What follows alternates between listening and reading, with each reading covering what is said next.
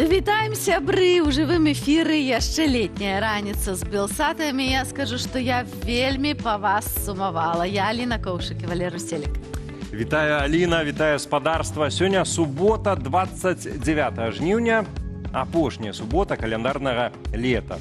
Як сцямнее, будзе азначацца Всесветная ноч кажаноў. Ого, як ты ставішся да кажаноў? Любіш? Слухай, абажаю. Я трошки баюсь. Дарэчы, я б тебе сказаў, што я бы не гэтую суботу і не гэтую ноч прызначыў бы, а раней, у чэрвені, калі едзеш на рыбу, і там ёсць такая адна-дзве ночы, калі вылетаюць кажаны, іх папросту там цэлыя хмары. Але менавіта ў канцы лета гэтыя рукакрылыя звяркі мігруюць у месцы зімоўкі, каб так завіснуць у спячцы і абзавесціся патомствам. Так, завіснуць, тому што яны спяць уніз галавой, ну, а уласна ноч кажаноў, а не дзень кажаноў, тому што гэта начныя все-таки жывёленкі, ну і свята існуе такое для того, каб звярнуць увагу якраз вось на кажаноў, расказаць, якія гэта дзівосныя істоты, і, на жаль, усё больш рэдкія. Не ведаю, ці ўплываюць на колькасць кажаноў начныя матацыклісты, але сёння таксама дзень народзінаў матацыкла.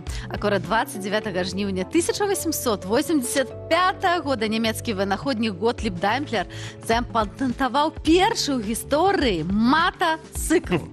І ўжо ў лістападзе таго года на публіцы прэзентавалі вось гэты цуд тэхнікі сучаснай з бензавінавым рухавіком і з коламі. Колы, увага, былі драўляныя спіцы, а колеса мои былі жалезныя. Уявіце сабе, які грукат стаяў, калі той матацыкл ехаў Там, па Берлінскай вуліцы. І глушыльніка яшчэ, напэўна, не было. Напэўна. Ну, Таму чулі ўсе, напэўна. І ўсе ведалі, о, фон там Франц едзе, о, у яго матацыкл. А мы все беларусы чулі, напэўна, і ведаем іншую рэч. Правда, Валер? Это абсолютно правда. И тут давайте я попрошу наших коллегов включить фрагмент одного гістарычнага відэазапісу. Долгий день, теплый день, отплывая за облаки, синий день, сонный день, отползая в кут далекий, сбегли зайки усе в лясы, змокли в душах голосы, и буслы в гнездо сховали свои долгие носы. Баю-бай, баю-бай, вачаняты за. Як цікава, вечаровая песня.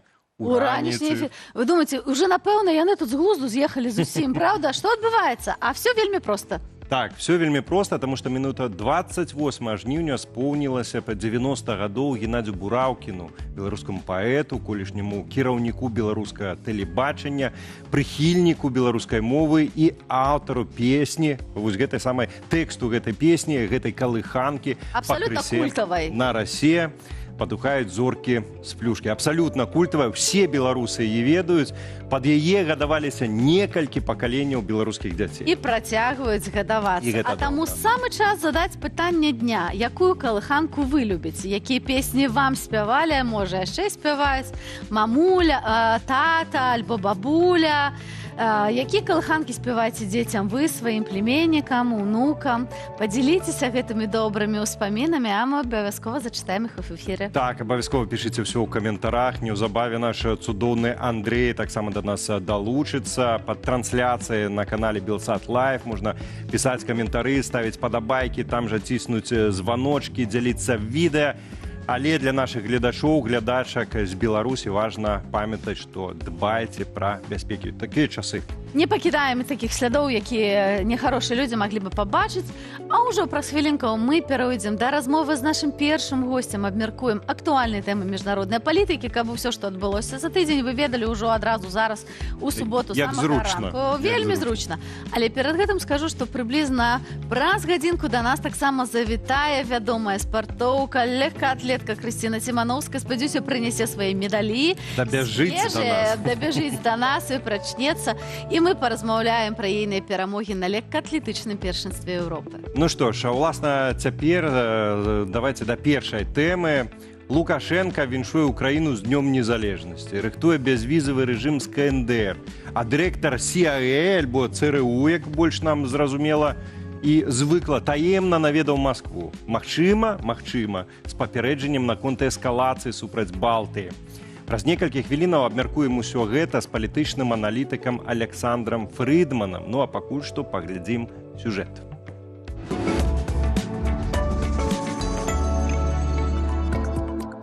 Калісьці афіцыйны Менск настойліва прэтэндаваў на ролю галоўнага донара рэгіянальнай бяспекі, прымаў сусветных лідараў і гадамі прадаваў захаду ды ўсходу сваю знакамітую шматвектарнасць. Сёння ад гэтай геапалітычнай эквілібрыстыкі не засталося і следу. Знешняя палітыка рэжыму сціснулася да памераў крамлёўскага калідора, а спробы гуляць у самастойную дыпламатыю ператварыліся ў шэраг гучных правалаў і адчайных кур'ёзаў. На заходнім кірунку адбыўся татальны калапс. Адносіны з найбліжэйшымі суседзямі Польшчай і Літвою знішчаныя штучным міграцыйным крызісам, рэпрэсіямі супраць нацыянальных меншасцяў і пастаянным ядравым шантажом. Замест прыбытковага транзітнага мосту Беларусь атрымала заблакаваныя памежныя пераходы і новую жалезную заслону. Дыялог з ЗША ператварыўся ў глухую абарону. Маштабныя санкцыі Вашынгтона спынілі любыя ілюзіі нармалізацыі. Менск усё яшчэ спрабуе пасылаць непублічныя сігналы за акіян і па звычцы гандляваць вызваленнем палітвязняў дзеля кантактаў з Белым домам. Аднак статус суагрэсара і пагроза рэгіянальнай бяспецы робяць гэтыя спробы бясплённымі. Яшчэ больш драматычны кірунак Украіна. Пасля таго, як у 2022 годзе з беларускай тэрыторыі паляцелі расійскія ракеты і рушылі войскі на Кіеў, любы давер быў знішчаны на дзесяцігоддзі наперад. Таму сённяшнія спробы Лукашэнкі віншаваць украінцаў з Днём Незалежнасці і разважаць пра добрасуседства ў Кіеве ўспрымаюць выключна як цынічны фарс. Тым больш, што рэальны дыялог з украінскім кіраўніцтвам усё больш выразна выбудоўваюць беларускія дэмакратычныя сілы. Каб не застацца сам-насам з Масквой, Менск гадамі спрабаваў выбудаваць супрацьвагу праз Пекін, дэкларуючы ўсёпагоднае сяброўства і надзеі на праект «Адзін пояс, адзін шлях». Але спадзевы на кітайскі парасон разбіліся аб рэальнасць. Для Пекіна Беларусь цікавая найперш як спакойны лагістычны калідор у Еўропу, транзіт, які сам жа Менск уласнаручна зруйнаваў эскалацыяй на межах. Для кітайскіх уладаў Лукашенка застаецца толькі другасным сатэлітам Крамля, якому не прапануюць ні сур'ёзных геапалітычных гарантыяў, ні беззваротных інвестыцый. Апынуўшыся ў пастцы поўнай залежнасці ад Расіі і кітайскай стрыманасці, рэжым вымушаны шукаць прызнання сярод іншых краін-ізгояў, дамаўляючыся пра бязвіз з Паўночнай Карэі і прапануючы свае паслугі Ірану.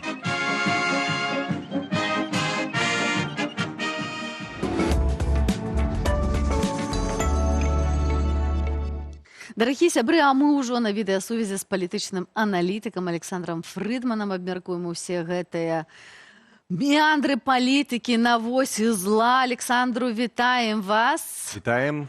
Вітаю. Александр, ну вось, можа, пачнем з самага пачатку. Украіна, Дзень незалежнасці Украіны, Лукашенко дасылае віншаванне, дасылае не Зеленскаму, дасылае украінскаму народу. Ён загаварыў там пра магчымасць аднаўлення стасункаў з Кіевам і адначасова там даў ордэн добрасуседства вышэйшым чыноўнікам з Расіі. Вот наколькі можна такія віншаванні ввогуле ўспрымаць сур'ёзна, асабліва улічваючы, што Беларусь і на словах, і на справе застаецца хаўрусніцай Расіі ў вайне супраць Украіны? Я мяркую, што гэта фармальнасці, гэта ўспрымаецца таксама тым жа украінскім бокам, успрымаецца менавіта як фармальнасць. Ну, што тут для Лукашэнкі было важна, чаму ўвогуле з'явілася гэтае віншаванне? Ну, пэўную самастойнасць усё ж такі чакаць ад Расіі віншавання ў гэтым кантэксце не даводзіцца. Вось Лукашенко гэтае віншаванне зрабіў, каб падкрэсліць, так бы мовіць, сваю самастойную пазіцыю, што вось глядзіце, я ж усё ж такі, вы мяне там суагрэсарам лічыце, а ў мяне пазіцыя трошки адрозніваецца ад Расіі. Я вас віншую, і у мяне ёсць надзея, што калісьці гэтыя стасункі зноwu будуць нармалізаваны, я маю на ўвазе, паміж Мінскам і Кіевам. Но гэта так, гэта словы, а насамрэч на гэтыя словы мала каго ўжо даўно цікавіць. Тут гаворка ідзе пра справы, а ў Кіеве выдатна ведаюць, якую ролю Лукашенко і Беларусь у гэтай вайне адыгрываюць. Так што я думаю, што асаблівай цікавасці гэтыя словы Лукашэнкі і не выклікалі. Тым не менш, Святлана Ціхановская таксама павіншавала Украіну і украінцаў, а Зеленскі ў адказ сказаў, што Еўропа не можа сабе дазволіць страціць ніводнай нацыі, якая імкнецца да незалежнасці. Ці можна разглядаць гэта як пэўны такі абмен сігналаў адносна цяперашніх і будучых беларуска-украінскіх стасункаў і асабліва ў кантэксце таго, што зараз робіць Александр Лукашенко? Мне гэтая рэакцыя падаецца важная, таму што яна ўвогуле ёсць. Гэта значыць, гэта прынялі да ўвагі. Тое, што там кажа Лукашенко, і тыя звароты, якія ён робіць раз-пораз у украінскі бок, на іх ўжо ўвогуле не звяртаюць увагу. Па прынцыпу, ну што б ты там не казаў, гэта нас мала цікавіць. А ў гэтым выпадку украінскі бок палічыў патрэбным на гэты зварот, на гэтае віншаванне Ціхановскай адказаць. Прычым адказаць менавіта з месаджам, які тычыцца не толькі вось там падзякавалі іншае. Не, гэта месседж адносна будучыні ў Беларусі. І тут, канешне, гэта зразумела, што Украіна у будучыні яна зацікаўлена у роўных добрасуседскіх стасунках з Беларусю. Ну, зразумела, што такія стасункі у тыя часы, калі ва ўладзе знаходзіцца Лукашенко з ягонымі сувязямі з Масквой, гэта немагчыма. Таму Украіна і разлічвае на тое, што калісьці будзе дэмакратычная, вольная Беларусь, якая будзе супрацоўнічаць з Украінай. Вось так што, калі Зеленскі гэта піша, ён гэта піша менавіта ў інтарэсах Украіны. У гэтым Украіна зацікаўлена, каб Беларусь была іншай. Александр, паслухайце, ну калі агулам браць гэты тыдзень, то у Беларусі, у афіцыйнага Менску, ну, здарыўся сапраўдны такі дыпламатычны прарыў, ну, альбо, можа, нарыў, альбо, магчыма, нарыў. І вось што ён нарыў, афіцыйны Менск, там і талібы, і М'янма, і вось КНДР, напрыклад, з КНДР, з Пхеньянам Менск збіраецца падпісаць пагадненне аб бязвізавым рэжыме. Ну, вось як гэты нарыў ацэньваць? Ну, няўжо ў Менску ўжо вот настолькі звузілася гэта кола, з кім ввогуле там руку можна паціскаць, што вось, ну, Пхеньян гэта ўжо і не так зашкварна. Дарагі сябры, я толькі спадар Александр запытаю нашых гледачоў, як вам перспектыва таго, што без візаў можна было паехаць адпачыць у паўночную Карэю? Паехалі бы вы ці не? Напішыце, калі ласка, адказ у вашых каментарах. Дарэчы, спадар Александр, як вы думаеце, што гэта за нарыў у наших стасунках міжнародных? Ну, тут досыць проста. Лукашенко супрацоўнічае з тымі, з кім ён можа супрацоўнічаць. Ён ведае, што магчымасці абмежаваныя на заходнім напрамку і звяртаецца да тых рэжымаў, якія гатовыя з ім супрацоўнічаць, зацікаўленыя ў гэтым. Ну, гэта яшчэ і пытанне эканамічнае. Гэта тое, на чым можна зарабіць. Адпаведныя фінансавыя сродкі ёсць і ў талібаў, хай абмежаваныя.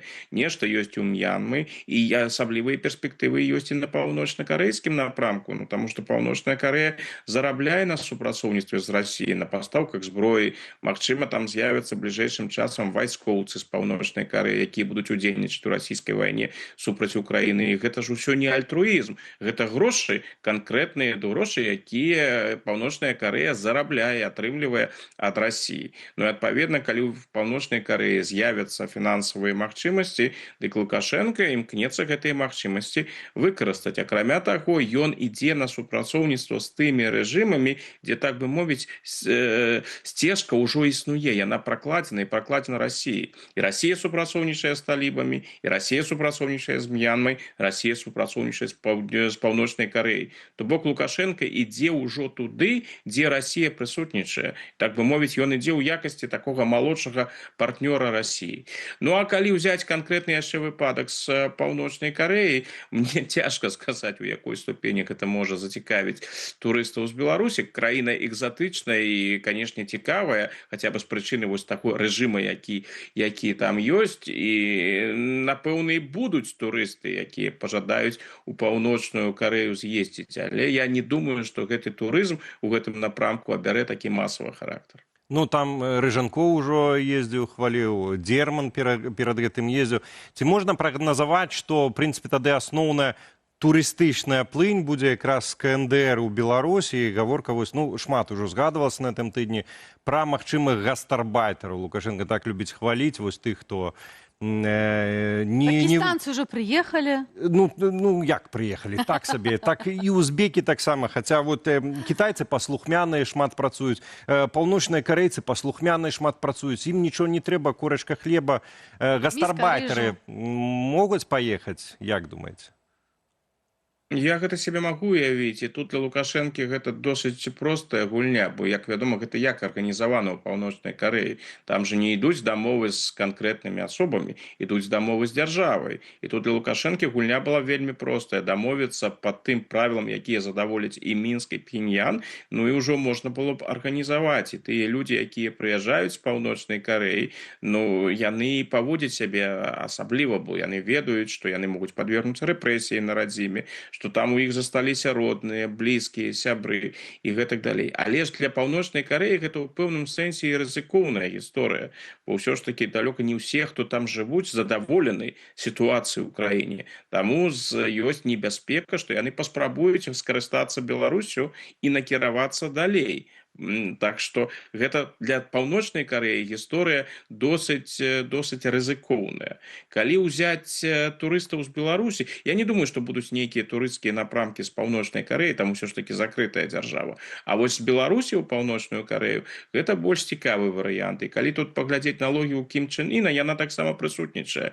Ён жадае зарабляць грошы на турыстах. Для яго гэта рызыкоўна, бо калі прыязджаюць турысты з розных больш свабодных краінаў, чым Паўночная Карэя, яны могуць паўплываць з яго пункта гледжання адмоўна на мясцовае грамадства. З другога боку, гэта шанец зарабіць. Ну і зараз выглядае так, што Паўночная Карэя будзе імкнуцца зарабіць. І для турысты з Беларусі гэта адзін з тых напрамкаў, які Паўночную Карэю відавочна цікавіць. Ну, я бы не рызыкнула паехаць у Паўночную Карэю, скажу шчыра. Але рызыкну прыляцець у Маскву дырэктар ЦРУ Джон Рэдкліф. Кажуць пра тое, што гэта быў нечаканы візіт, але все адсочвалі самалёт ягоны, і потым, як ён вярнуўся. Не вельмі ведаем, што было на гэтай сустрэчы, але па інфармацыі пэўных амерыканскіх медыяў казалі пра тое, што ён прыехаў, каб асабіста прывесці папярэджанне таму, што, маўляў, ню-ню-ню, Пуцін, калі ласка, прытрымайся і не эскалюй сітуацыю супраць краінаў Балтыі. Ці вы верыце ў гэтую версію? Бо потым яе зняпраўдзіў Трамп. Вось, навошта, на вашу думку, прыляцеў дырэктар ЦРУ? Мы ж выдатна разумеем, што просто так дырэктар ЦРУ там папіць гарбаткі... Хаця сказалі афіцыйна, што так і было. Ну, афіцыйна, так. Умоўна, такія рэчы так не здараюцца. Я мяркую, што там быў шэраг пытанняў, якія яны абмяркоўвалі. Гэта і Украіна, гэта магчымая эскалацыя расійская на еўрапейскім напрамку, гэта таксама іранскае пытанне. Што тычыцца папярэджванняў, я не думаю, што там была мова менавіта папярэджванняў. Там хутчэй за ўсё быў абмен меркаваннямі, і амерыканскі бок, як ён імкнецца гэта рабіць увесь гэты час другога прэзідэнцкага тэрміна Трампа, ён імкнецца давесці да Расіі, што для расійскіх інтарэсах было больш цікава супрацоўнічаць са Злучанымі Штатамі. Не рабіць тое, што можа пашкодзіць двухбаковым адносінам. І ў гэтым выпадку, хутчэй за ўсё ў гэтым напрамку, што не тое, што мы вас папярэджваем, не рабіце гэтага, бо будзе дрэнна, а то мы вас так за гэта накажам, калі вы гэта зробіце. Хутчэй, мне падаецца, там размова была бы такая, навошта вам гэта рабіць? Бо калі вы зробіце такія крокі па эскалацыі, напрыклад, у дачыненні да краінаў Балтыі, вы зруйнуеце адначасова таксама стасункі са Злучанымі Штатамі. Вам гэта трэба? Не трэба рабіць такіх крокаў, і гэтага не трэба рабіць. Мне падаецца, дарэчы, яшчэ і цікавая версія пра тое, што Рэдкліф накіраваўся ў Расію, каб патлумачыць расійскім кіраўнікам сапраўдную сітуацыю на фронце. У Злучаных Штатах, пануе ўвогуле на Захадзе, ёсць такое меркаванне, што Пуцін прымае свае рашэнні пра працяг гэтай вайны, не улічваючы, не ведаючы пра рэальную сітуацыю на фронце. Ну, магчыма, Рэдкліф паспрабаваў, ён жа менавіта цэнтральнае разведвальнае ўпраўленне, яно і выказваецца, шмат дае інфармацыі наконт расійскіх стратаў. Іншае, магчыма, гэтую інфармацыю ён прывёз і прадэманстраваў. Вось глядзіце, вось такая у вас сітуацыя зараз на фронце. І сітуацыя, напэўна, для Расіі не будзе паляпшацца, не дасягнеце вы сваіх мэтаў. Дык можа, вам мае сэнс зараз скончыць гэтую вайну і пачаць перамовы, сур'ёзныя перамовы з Украінай. Магчыма, вось такім быў ягоны месадж. Александр, ну, ввогуле, калі гаворка пачынаецца пра гэтай чырвонай лініі, ну, я сабе магу дазволіць такую долю скепсіса, таму што прыязджалі амерыканцы да расейцаў і раней не раз, і вось напярэдадні папярэдніх буйных канфліктаў, урэшце перад поўнамаштабным варваннем ва ўкраіну таксама прыязджалі. Ну, неяк чырвонай лініі, калі яны і былі акрэслены, ну, неяк не надта і працавалі, не спрацоўвалі у дачыненні да Пуціна, да Крэмля. На вашу думку, чаго варта ўвогуле чакаць цяпер? Вось гэта тлумачэнні магчымыя, выгадна, невыгадна, прайграеце, выйграеце. Наколькі яны могуць паўплываць на Крэмль? І ці варта заспакойвацца, што розум, цвярозасць все-таки возьмуць верх?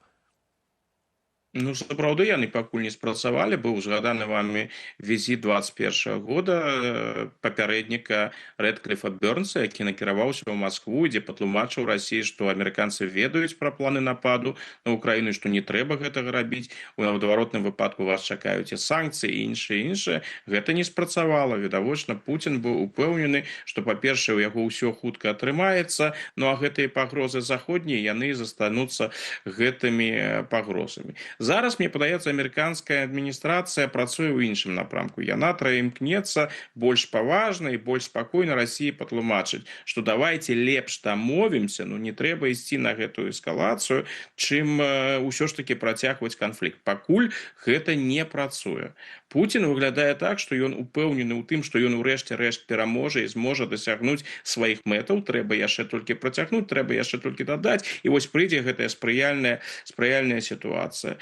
Тыя публікацыі, якія ў друку амерыканскім, дарэчы, з'яўляліся пра тое, што Пуцін лічыць Амерыку на дадзены момант слабой у сувязі з падзеямі ў Іране, з тым, што амерыканцы поспеху не дасягнулі і, адпаведна, зараз не гатовы ісці на нейкія кампрамісы, гэта, магчыма, таксама адпавядае рэчаіснасці. Як адпавядае рэчаіснасці той месседж, пра які таксама шмат пісалі, які таксама мог прыйсці ад Рэдкліфа, што Расіі лепш заключыць нейкую дамову зараз, пакуль ва ўладзе па-ранейшаму знаходзіцца прэзідэнт Трамп. Ніхто ж не ведае, што будзе адбывацца ў Злучаных Штатах пасля таго, як скончыцца прэзідэнцкі тэрмін Трампа і як будзе паводзіць сябе наступны амерыканскі прэзідэнт. Сённяшні прэзідэнт сапраўды працягвае Пуціну руку, гатовы з Расіяй дамаўляцца. Гэта праблема не ў тым, што Трамп не гатовы дамовіцца. Гэта праблема Расіі, якая не гатовая пайсці на кампраміс. І пакуль не выглядае так, што гэты візіт Рэдкліфа на нешта там паўплывае сур'ёзна. Петро Александр, у гэтым ёсць абсалютна рацыянальнае зерне, але таксама ёсць зерне такое, што зараз Пуціну вельмі невыгодна сутыкнуцца з НАТО. Лепей перачакаць, пакуль прыйдзе такая хваля выбараў, якія сёлета ў Еўропе плануюцца ў асноўных краінах, і тады ўжо глядзець, як будзе выглядаць сітуацыя. І вельмі коротка пытанне пра тое, што Александр Лукашенко зараз у Маскве, чакаецца сустрэча з Пуцінам. Вашыя прагнозы? Я думаю, што ўсё будзе звычайна. Лукашенко будзе абмяркоўваць два варыянты, якія ёсць. Галоўная гэта тэма украінская. Першая, ён будзе рабіць усё, каб быць не ўцягнуты ў канфлікт і магчымую эскалацыю. А другое, калі ўсё ж такі гэтага пазбегнуць будзе нельга, будзе спрабаваць атрымаць за гэта як мага больш ад Расіі. Дзякуй вялікія за размову. Александр Фрідман далучыўся да раніцы, быў з намі ў жывым эфіры. Добрага вам дня, дарагія сябры. Што ж, пакуль свет спрабуе вызначыць, што ж там такое прывозіў у Маскву дырэктар ЦРУ вось сваім гэтым агромністым вайсковым самалётам, нашыя калегі з праекту «Каса на камень» расказваюць, як у пачатку 90-х гадоў мінулага стагоддзя беларускія кантрабандысты уратавалі свае сем'і, а мо нават і эканоміку Беларусі, возячы з Польшчы і іншых краінаў вось самыя розныя тавары. Добра, гэта памятаю і нават бачыла на ўласныя вочы. Мы, гарадзенцы, напэўна, все можам пра гэта расказваць. Доўга, але глядзім сюжэт.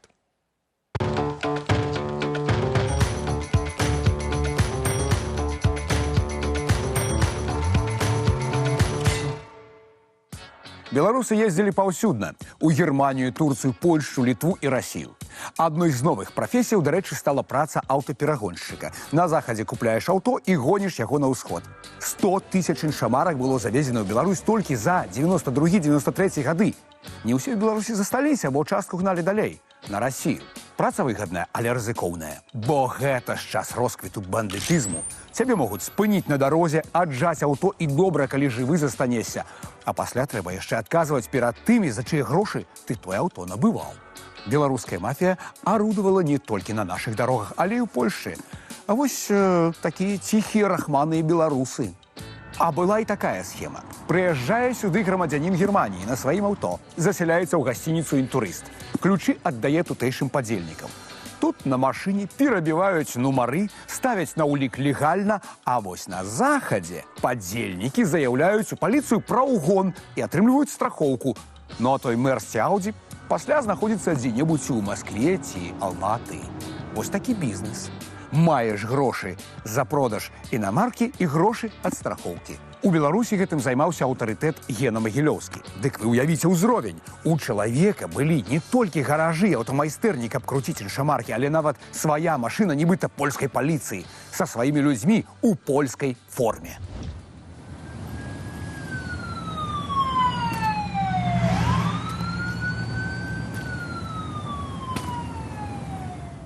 Ключевую роль играли сувязи, подвязки. Конечно, ты можешь вынять сервис с буфету и завести в Польшу. Окей. Можешь продать электробритву, золоты ланцужок. Это дробязі. А вось калі у тебе есть сяброўка на фабрыцы, где робяць крышталь, ты домаўляешься и везешь в Польшу оптом нав'ё. Маешь сяброў на гідроусілителе, возишь наборы гаечных ключоў. На заводе экран, фены Олеся и гэтак далей. И гэта самы низавы ўзровень. Сувязі – ключавое слово 90-х. Калі ёсць сябры ў банкаўскай сферы, яны падкажуць па курсах валют, што купляць, што прадаваць. Сябры на чыгунцы, праваднікі, якіх не правярае мытня, вязеш усё, што хочаш. Сябры ў Польшчы – цудоўна. Праз іх ты здымаеш гараж, дзе будзеш складаць тавар, зробіш сабе базу. Пра сяброў міліцыі ці на мытні тлумачыць вогуле не трэба, правда? Сяброўства прыходзілася купляць, накрываць паляну. Але тут жа аднакарэннае слово «кідалава». Вялікая колькасць аперацыяў ішла без аніякіх дакументаў і распісак. Пад слова. Ну і кідалава, канешне, было закалькулявана ў працэс. Кінулі на невялікую суму, дык яе нават не спрабавалі вярнуць, бо час даражэй, трэба ісці далей. А калі сума сур'ёзная, ёсць браткі, якія прыйдуць і спытаюць за гэтыя грошы. І сума, якая сёння падаецца нязначнай, некрытычнай, пара тысяч даляраў, можа аказацца коштам жыцця.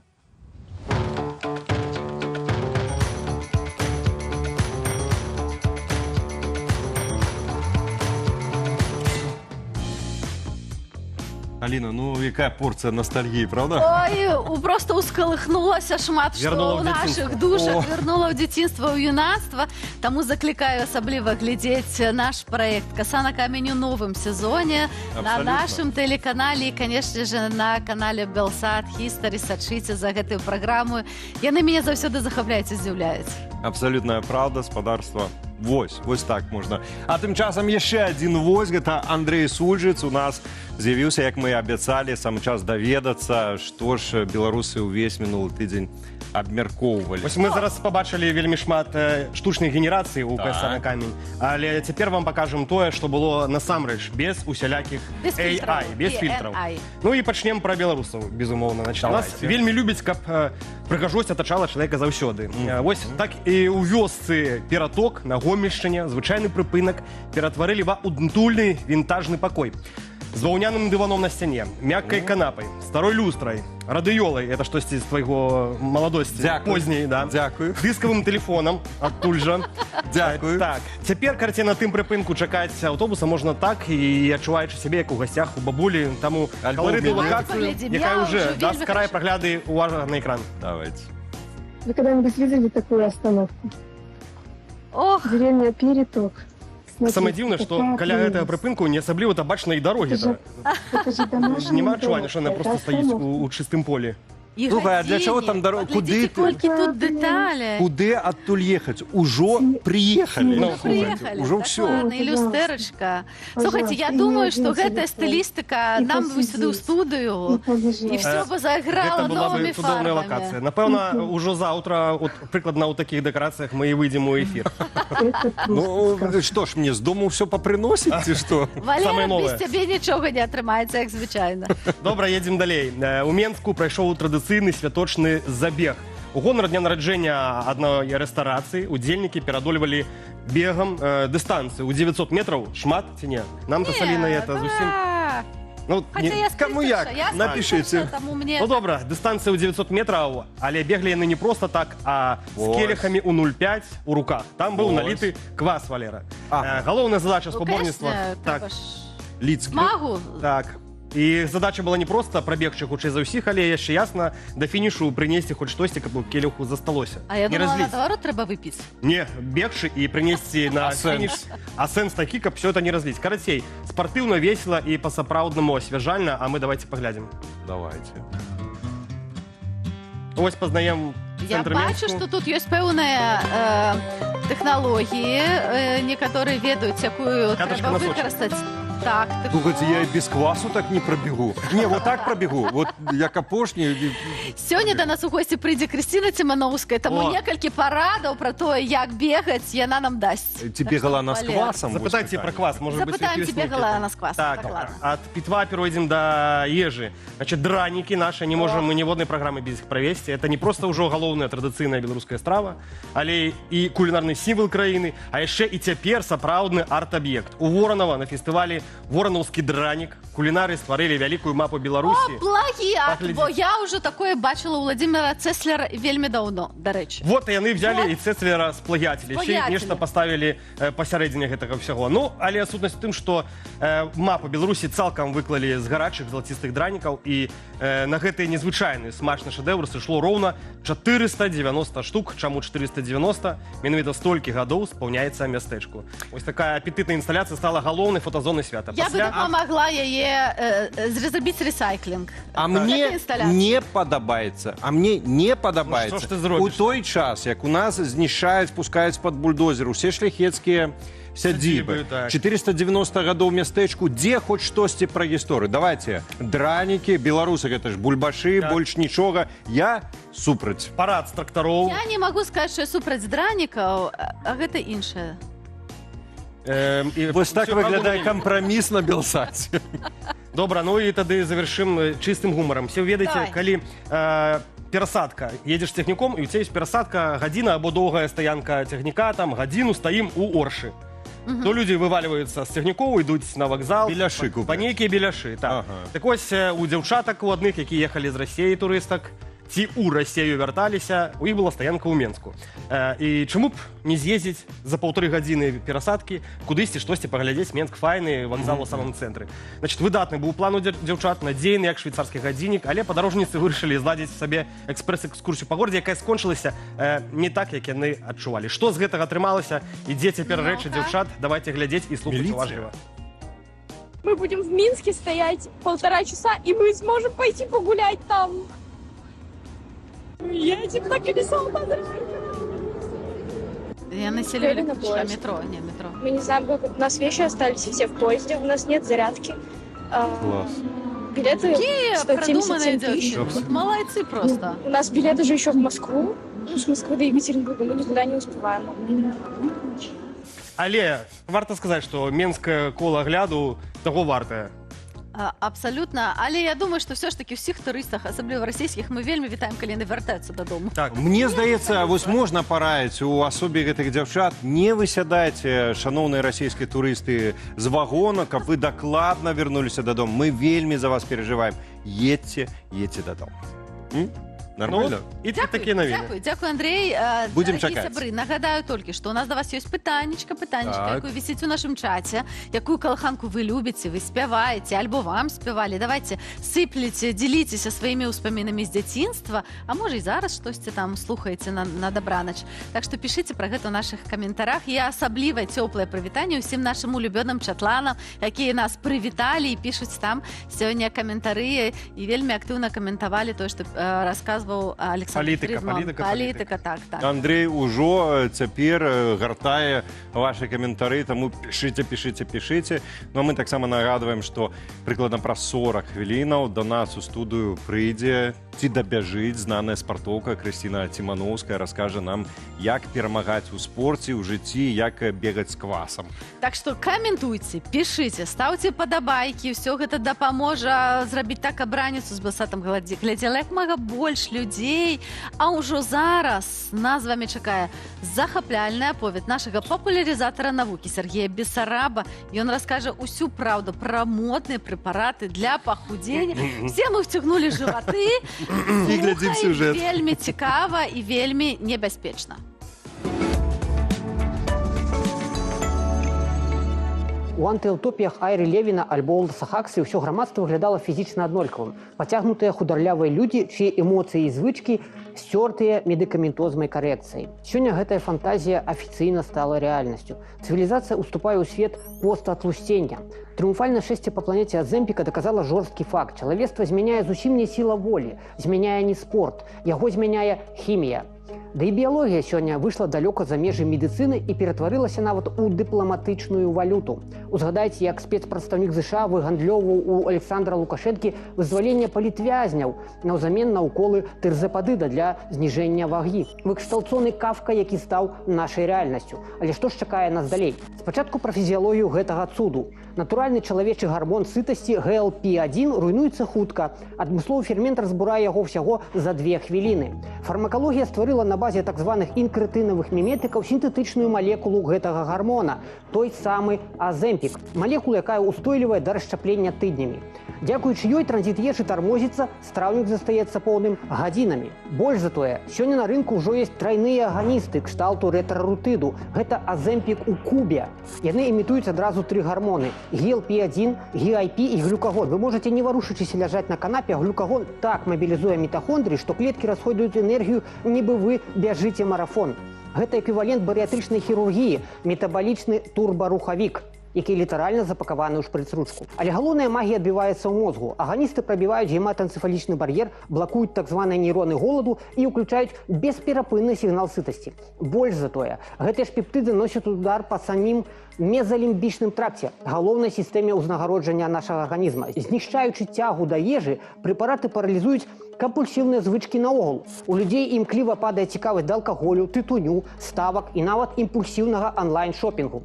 Фармацэўты адразу ж заўважылі гэты тренд, і цяпер пачалася гонка за так званым азэмпікам для мозгу. Гіганты кшталту Такеда і Лай Лілі ўліваюць мільярды ў даследаванне арексінаў, нейрапептыдаў, што кантралююць увагу і матывацыю. І аналітыкі ўжо прагназуюць новаму рынку прыбытак за 16 мільярдаў даляраў. Адрэагавала на змены рынку і карпаратыўная харчовая галіна, так званы бігфуд. Напрыклад, замест таго, каб губляць кліентаў, Nestlé запусціла бренд Vital Pursuit, спецыяльную пратэінавую ежу для тых, хто сядзіць на пептыдах, каб захаваць ім цягліцы. Вымалёўваецца некае бясконцае кола эканамічнай сансары. Спачатку карпарацыя выклікае ў вас атлусценне танным цукрам, другая прадае вам антыдот ад гэтага за $1000 штомесяц. Пасля першая прадае харчаванне, каб вы на уколах другой не разваліліся фізічна. Раней чалавецтва марыла пра таблетку NZT-48 з фільма «Вобласці цемры», але сёння сапраўдная назва медыцыны 21 стагоддзя – гэта сіла волі па падпісцы. Біялогію падмануць складана. Без сілавых трэніровак пацыенты страчваюць да 40% мышачнай тканкі. Свет убачыў пакаленне скіні-фэт са слабымі звязкамі і знакамітым азэмпікавым тварам, як у выпадку з актрысай Алівіяй Уайльд. Фізічна чалавек змяншаецца ў аб'ёмах, але структурна і візуальна набывае цела і рысы старога чалавека. Калі у пацыента не застаецца грошай на новы укол, у справу вяртаецца гамеастаз. Мозг успрымае хімічную адмену як пагрозу жыццю, запускаецца магутны выкід гармону голаду грэліну. Пачынаецца рэбаунд-эфект, так званая кампенсаторная гіперфагія. За лічаныя месяцы скінутыя кілаграмы, стрэс і кампульсіўныя звычкі вяртаюцца наноў. Прычым іх узровень амаль заўсёды перавышае першапачатковыя паказчыкі. Хімія ставіць чалавеку жорсткі ультыматум. Альбо плаціш фармацэўтам усё жыццё, альбо атрымліваеш поўны эндакрынны адкат. І агулам, за медыкаментозны спакой мы плоцім самую высокую цану. Замарожаны пептыдамі дафамін вядзе да страты лібіда, творчага драйву і да так званай ангеданіі, фізіялагічнай няздольнасці адчуваць глыбокую радасць ад жыцця і мастацтва. Гэта магутны крызіс ідэнтычнасці, сапраўдная смерць асабістых дасягненняў і чалавечага духу. Бо калі вашу увагу можна ўзламаць адэралам, матывацыю ін'екцый арексінаў, апетыт і звычкі інкрэтынавымі міметыкамі, то дзе ўвогуле застаецца сам чалавек? Самадысцыпліна сёння стала біржавай уласнасцю фармкарпарацый. І калі мы лезем у свой метабалізм, то мусім поўнасцю усведамляць жахлівую цану гэтай інтэрвенцыі. Ведаешь, Алина, я так... Поп'ю-ка я водички пасля таго, што сказаў Папі Сергей. вадзічкі. Я думаю, што і ў Менску, ў Чырвоным доме таксама, калі паглядзелі гэты сюжэт Сергея Бессарава, нервова папілі вадзічкі, таму што, ну, на кручочак-то амерыканскі Лукашенко хіба падсеяў з гэтымі... Не кручочак, а на это уколы ад коула. Дарагі сябры, але я думаю, што ад гэтых страшных наступстваў, пра якія варта ўсё ж такі ведаць, калі прымаеш рашэнне пра тое, каб прымаць такія прэпараты, мы перейдзем да большую цікавай, я бы сказала, нават захапляльнай тэмы, якая, можна сказаць, зараз усеахопная. Бо відэагульні даўно перасталі быць проста забаваю, гэта зараз паўнавартасная частка і культуры, і агулам нашага жыцця, я бы сказала, ну, не майго асабіста, але нашых дзяцей дакладна, і таксама дарослых. Ведаю дарослых, які шмат гуляюць. Там хаваюцца і рэлігійныя сімвалы, і палітычныя пасылы, нацыянальная міфалогія, і маркетинг. Вот. Ну што ж, а што ўласна з Беларусю? Ці маем мы свой уласны нацыянальны гейм-кантэнт, сваю мову ў гэтай індустрыі? Ці магла б калі-небудзь з'явіцца гульня пра 2020 год, напрыклад? Давайте пра ўсё это пагаворым з сацыёлагам, аўтарам YouTube і тэлеграм-каналу «Смоуш» Александром Арашковым. Александру, вітаем. День добрый, вітаю вас. Прывітанне, Александр. Я вялікая фанатка і заўсёды адсочваю інфармацыю пра тое, калі кажуць, вось нейкую гульню пераклалі на беларускую мову. Вось на твою думку, варта вялікім гэтым карпорацыям перакладаць гульні, вкладывать досыць шмат ресурсу, каб рабіць менавіта беларускую версію гульняў? Ну, шчыра кажучы, мне бы таго б хацелася бы, каб усё ж такі контент на нашай беларускай мове ён усё ж такі выходзіў. Так, праблема толькі ў тым з спажывецкай базы ўсё ж такі, таму што ў нас-то ёсць прыватныя маленькія перакладчыкі, якія, кажам так, сваімі сіламі і намаганнямі яны перакладаюць відэагульні, некаторыя з іх нават з'яўляюцца маімі гледачамі. Так? І яны мне адсправаздачваюцца. Вось, сёння выйшла пераклад такой-то гульні, такой-то гульні. То бок попыт ёсць, але праблема ў тым, што ён пакуль што вельмі нішавы, таму што у людзёў, паколькі мы жылі ў такой вялікай, кажам так, постсавецкай інфармацыйнай прасторы, з'явілася ўражанне, што гульнявы контент, ён ці выходзіць па-расійску, ці выходзіць па-англійску. Так? І ты спажываеш ці контент так і так, але гэта, ну, трэба, кажам так, усё ж такі пераадолець пэўным чынам. Так? А каб гэта пераадолець, ну, гэта трэба ўсё ж такі прасоўваць. А каб гэта прасоўваць, трэба ствараць адпаведнай якасці прадукты, каб усё ж такі заахвоціць цікавіцца гульнямі на беларускай мове, таму што маё шчырае перакананне, ўсё ж такі мова цікавая тады, калі на ёй ёсць незвычайныя культурныя тэксты. І гульні павінны стаць такімі. Абсолютно згодная, вельмі круто. Ці азначае гэта, што вось гульні, у которых ёсць беларускамоўная версія, я чуў такое, што іх это там, дзе адкрытыя бываюць коды, там, дзе ёсць магчымасць дадаць свой пераклад, і тады гэтым займаюцца энтузіасты. Альбо калі у самой гульні, там, альбо заснавальнікі, распрацоўнікі, ёсць хтосьці з беларусаў, і ён тады ўжо лабіюе сам, што давайте дададзім. Ёсць асацыяцыя беларускіх распрацоўшчыкаў гульняў, які таксама адна з іх мэтаў гэта лабіяванне такіх праектаў, у тым ліку, ось Ярослав Кот, напрыклад, гэтым займаецца, і мы з ім шмат пра гэта, дарэчы, размаўлялі. Ну, агулам, безумоўна, ўсё ж такі трэба прызнаць, што ёсць, як я сказаў, нішавыя так званы інды-распрацоўшчыкі, які ўсё ж такі намагаюцца інтэграваць беларускамоўную лакалізацыю ў свае праекты. Да нават больш існуюць такія распрацоўшчыкі, які ўнутры Беларусі спрабуюць рабіць гульні, якія будуць арыентаваны як на беларускага спажыўца, нацыянальна арыентаванага, так і на замежнага спажыўца. Праблема адна, што такіх людзей вельмі мала, так, і пра іх мало хто ведае, таму што ўсё ж такі, як па мне, асноўная праблема зараз беларускай гейм-індустрыі тое, што яна даволі атамізавана Беларусі, яны рассеяны па ўсяму сусвету, так? І адзін з адным мала кантактуюць. І гэта праяўляецца як і ў навуковай сферы, якой я займаюся, і таксама і ў гульнявой. І калі ёсць ініцыятывы, якімі, напрыклад, займаецца Ярослав Кот, які спрабуюць гэта ўсё пад адзін дах падагнаць, ну гэта найцудоўнейшая тэма, таму што гэта вялікая праблема. Я думаю, што гэта выдатна. Нават калі вы не карыстаецеся так у жыцці беларускай мовай штодня, то гэта выдатны спосаб проста падтрымліваць беларускую мову ў сваім жыцці. Наставіць прылады тэлефона, взяць беларускую версію гульні. Гэта тое, што кожны з нас можа рабіць. Мне заўсёды радуе, калі, напрыклад, нейкія вядомыя прылады мне там пішуць штосьці па-беларуску, мне заўсёды неяк так цеплей на сэрцыкі. Але вы, як сацыёлаг, што вы зараз бачыце ў гульнях, што там зараз адбываецца? Як вось пабудаваны гэты свет і як ён уплывае на наш рэчаіснасць, на тое, як зараз выглядае грамадства? Калі не зашмат, кажам так, душыць інфармацыі сацыялагічнага кшталту, я заўсёды раю ўсё ж такі пачытаць пару артыкулаў такого амерыканскага даследчыка, як Іан Богас. Так? Таму што ён у сваёй канцэпцыі працэдуральнай рыторыкі, ён усё даволі цудоўна опісаў, то што ёсць відэагульня, і яна ўсё ж такі з'яўляецца эргадычным тэкстам, то бок тэкстам, які, каб прачытаць, трэба не проста елозіць вачамі, а ўсё ж такі прыкладаць некаторыя намаганні, а таксама прасторамі, да, прасторамі для дзеяў. Так? І ўсё ж такі, калі ты ўваходзіш у гэтую прастору, яна пабудавана па пэўных правілах. Гэтыя правілы, яны фармуюць сераду,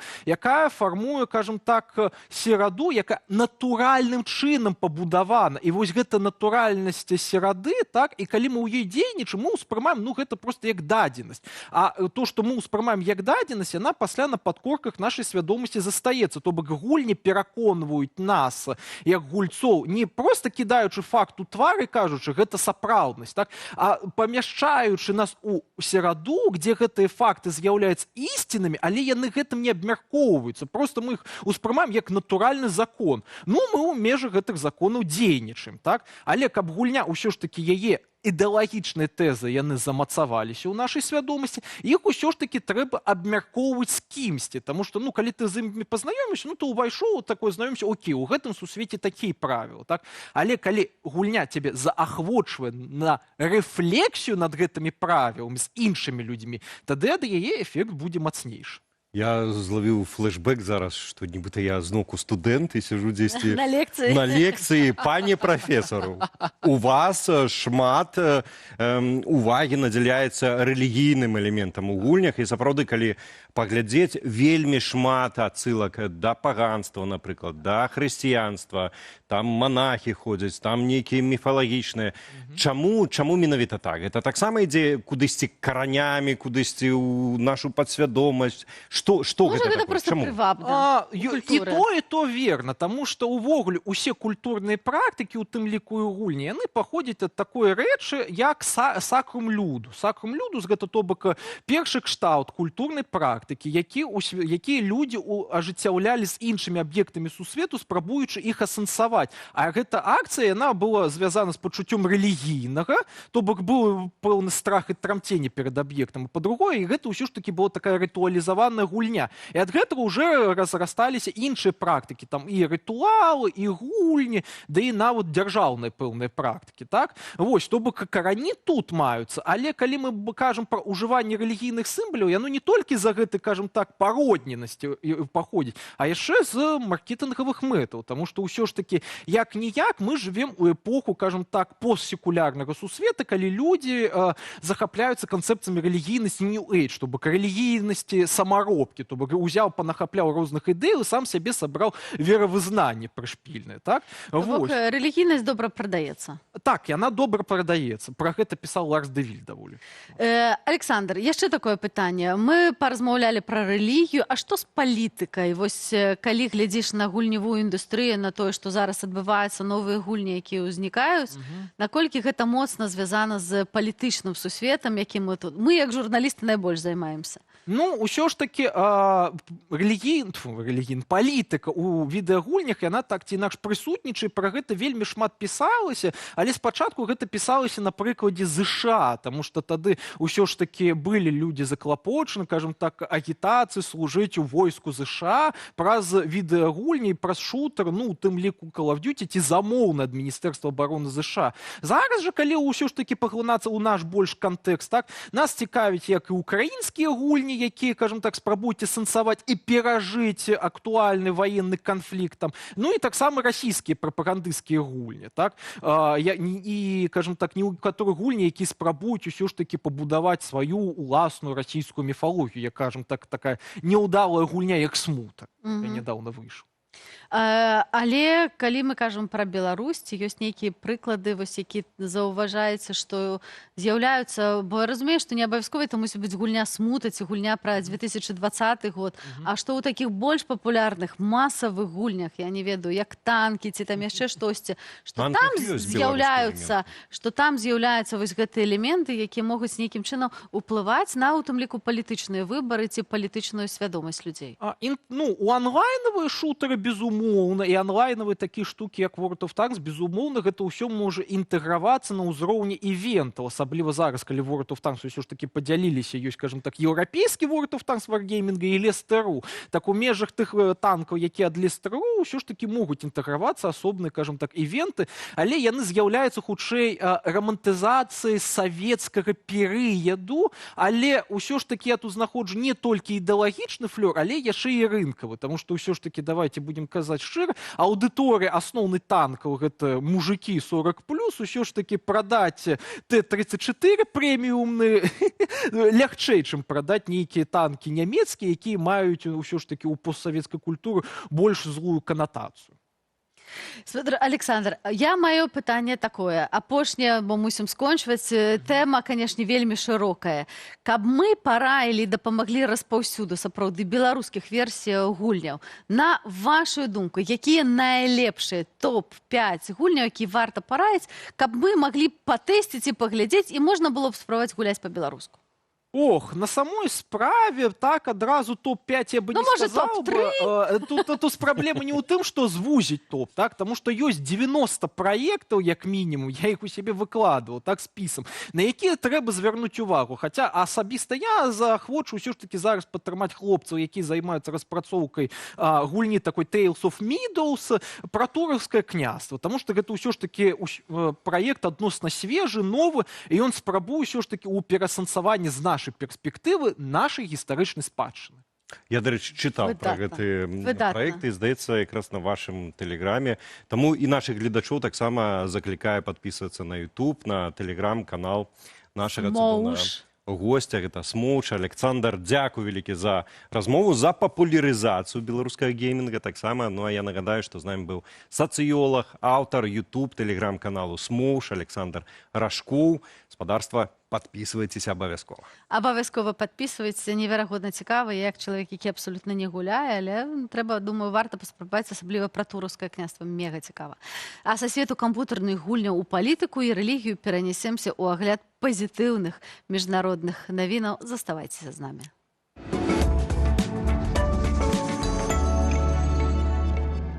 Калі вам здаецца, што гэты свет ужо нічым не здольны вас здзівіць, вось 5 доказаў таго, што нашая планета поўная неверагодных цудаў.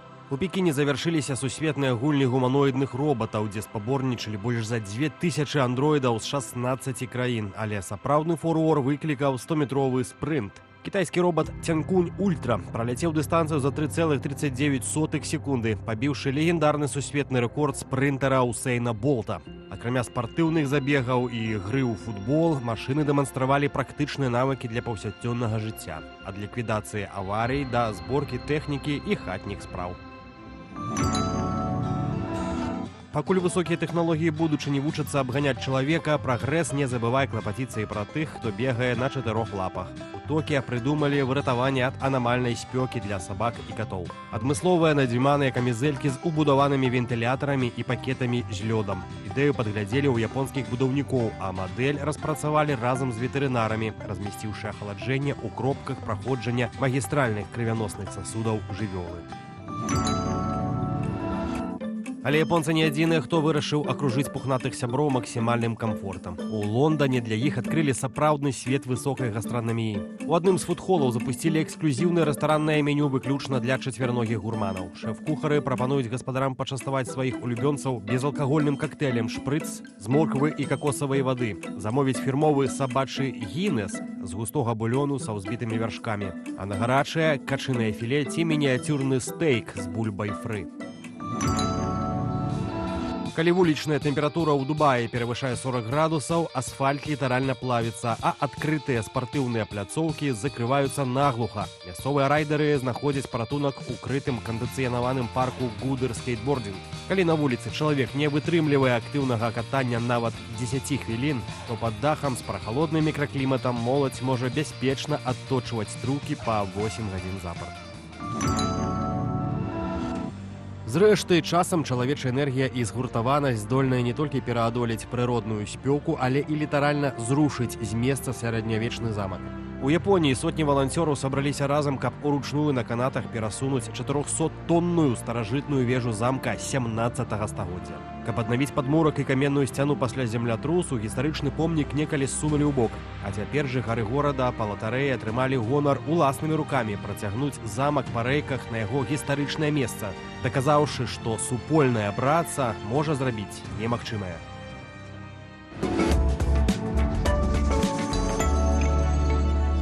Дзякуй всім за падабайкі, дзякуй всім за каментары. Бачым, што тэма гульняў і наш эксперт Смоўжык вам спадабаўся. Будзем запрашаць яшчэ. А да нас прыйшоў Андрэй, якога мы заўсёды радыя вітаць. І я вас. А я вам прачытаю каментары, што там адказваюць нашых. Нічого сабе. Найперш людзей ускалыхнула, найперш нечакана зноў-такі нашых каментатараў ускалыхнула палітычная тэма. Наша першая размова па ўсіх актуальных рэчам. Пішуць, што Луку доціскаюць у Крамлі. Ура, мудрый Путин, хоча нам дэмакратыі, хтосьці піша. У нас розныя меркаванні, і мы все читаем.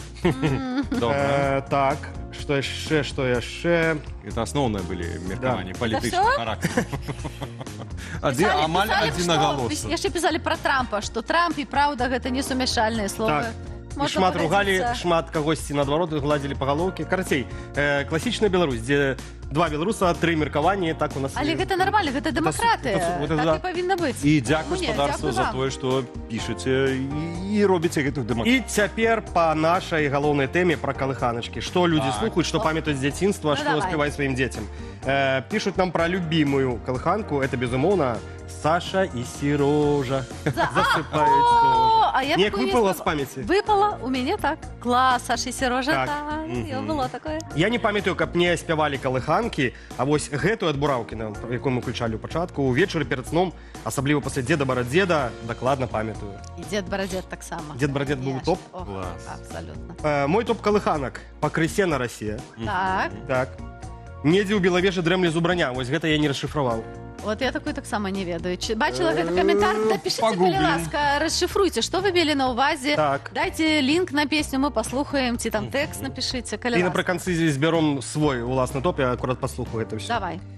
Так, за печкою поет сверчок, яшчэ нешта такое у нас есть, што нам цяжка будзе расшифровать. Это так само какой-то... Это советское детинство. «Долгая дорога в дюнах». Так, «Долгая дорога в дюнах». Так, было такое, так. Ну, безумоўна, песня «Медведицы» з «Умки» по-расейску, але ўсё-таки з мультика. Не ведаю. Вось піша нехта Аліна Коўшык, што я спявала простыя словы.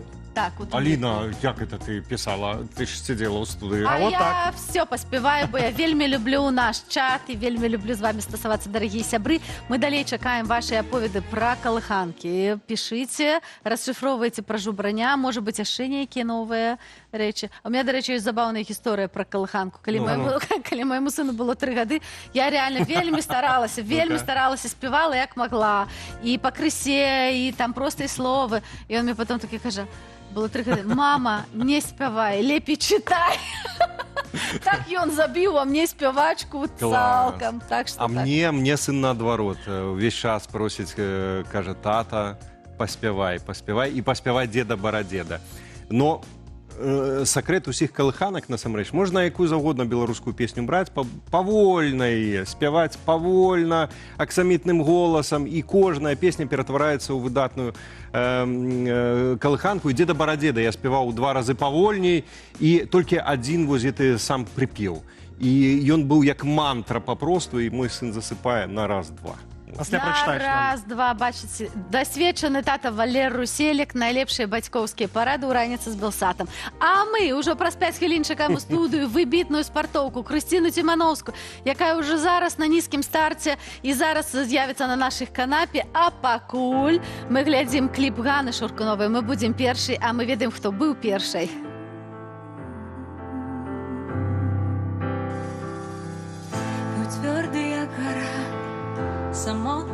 зара, и холодный, як снег. Знайомый верших мне и птушках на окне.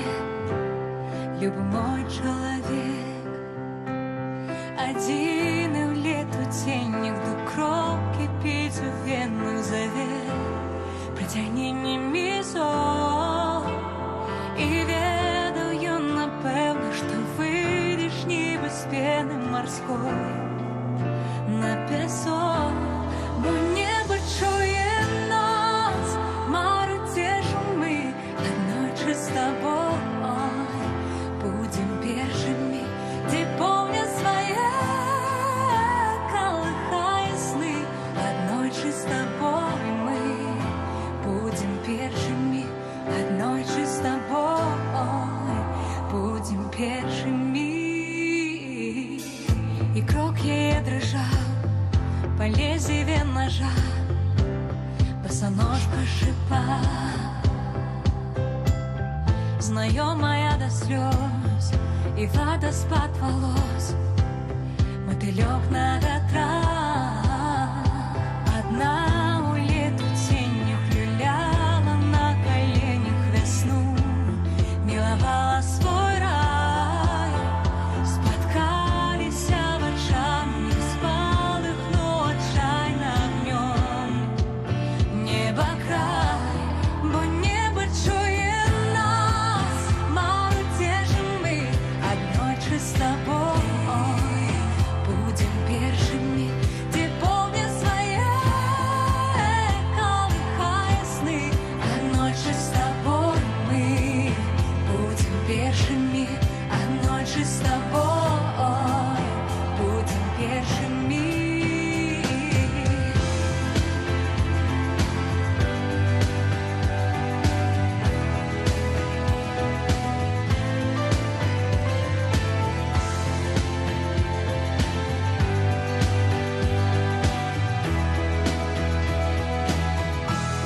Бо небо чує нас, мару тешим ми одночі з тобою.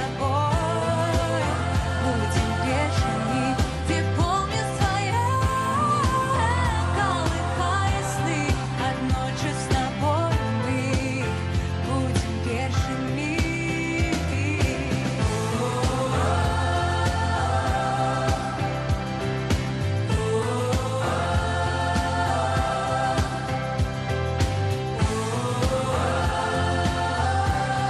Одночі з тобою ми будем першими.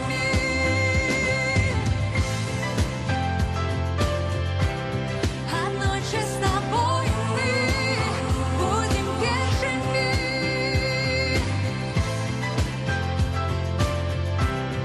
Одночі з тобою ми будем першими. Одночі з тобою будем першими.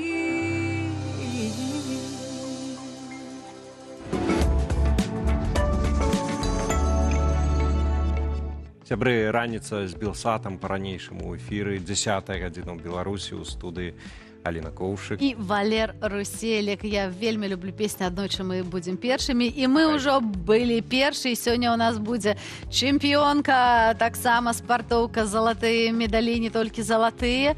Нагадываем пытанне нашага дня, якую калыханку вы любіце, што спяваеце, можа, абмеркавалі, але можа яшчэ будуць нейкія ідэі, бо Андрэй Сульжыц збірае топ беларускіх калыханак. Абавязкова, гаспадарства, пішыце, дзеліцеся ўспамінамі і не толькі, як сёння што спяваеце, альбо вам спяваюць, калі ласка, будзем вельмі рады і ўдзячныя. Таксама цісніце на званочкі пад трансляцыяй на Белсат Лайв.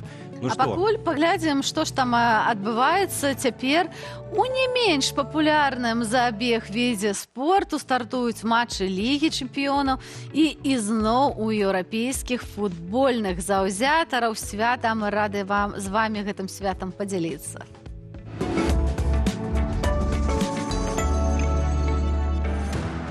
Пакуль еўрапейскі футбол піша новыя неверагодныя сюжэты, беларускім заўзятарам застаецца толькі назіраць за гэтым чужым святам. Паглядзіце на сённяшнюю лігу чэмпіёнаў. У эліту упэўнена прабіваюцца тыя, каго мы яшчэ 10 гадоў таму лічылі глухой футбольнай перыферыяй. Сапраўднай сенсацыяй стаў азербайджанскі клуб «Сабах». Каманда, якой няма яшчэ і 10 гадоў, упершыню ў гісторыю ўварвалася ў асноўны этап. А вывеў яе туды літоўскі трэнер Вальдас Дамбраускас, чалавек з абсалютна кінематаграфічным лёсам. Калісьці, каб аплаціць вучобу на трэнерскую ліцэнзію ў Лондоне, ён пайшоў на тэлешоу «Хто хоча стаць мільянерам», выйграў там патрэбную суму і цяпер ставіць на вушы футбольную Еўропу. Побач шумяць нарвежцы. Адразу два клубы, у тым ліку запалярны «Будзё-Глімт», дзе на трыбунах махаюць вялізнымі жоўтымі зубнымі шчоткамі, даказваюць, што нават у гарадку за палярным кругам можна стварыць сістэму сусветнага ўзроўню. А дзе ў гэты час беларускі футбол? Там, дзе і павінен быць пры цяперашняй сістэме, на самым дне. Мы яшчэ памятаем часы, калі барысаўскі БТ на роўных біўся з Баварыяй, Ювентусам, Ромай. Сёння ж нашы клубы літаральна пакутуюць на полі і вылятаюць ад каманд Сан-Марына, Фарэраў, Косава, дзе палова гульцоў сумяшчае футбол з працай кур'ерамі ці бухгалтарамі. Зборная шчыльна прапісалася ў падвале сусветнага рэйтынгу, а еўракубкі нашы каманды гуляюць на чужых пустых стадыёнах у Венгрыі ці Арменіі, дзе на трыбунах няма ніводнага свайго заўзятара. І гэта не выпадковасць, а заканамерны вынік. Пакуль свет інвестуе ў спартыўную аналітыку, хуткасць, свабоду мыслення, у беларускім футболе кіруюць чыноўнікі ў пагонах. Замест спартыўнага менеджменту тут уводзяць смешныя ліміты заробкаў. Замест скаутынгу праводзяць ідэалагічныя тэсты, а замест трэніровак футбалістаў цягаюць на камісіі па пакаянні за лайкі 4гадовай даўніны. У выніку нарвежцы, літоўцы, азербайджанцы купілі квіткі на хуткасны экспрэс у будучыню. А беларускі футбол застаўся гніць на іржавым запасным пуці.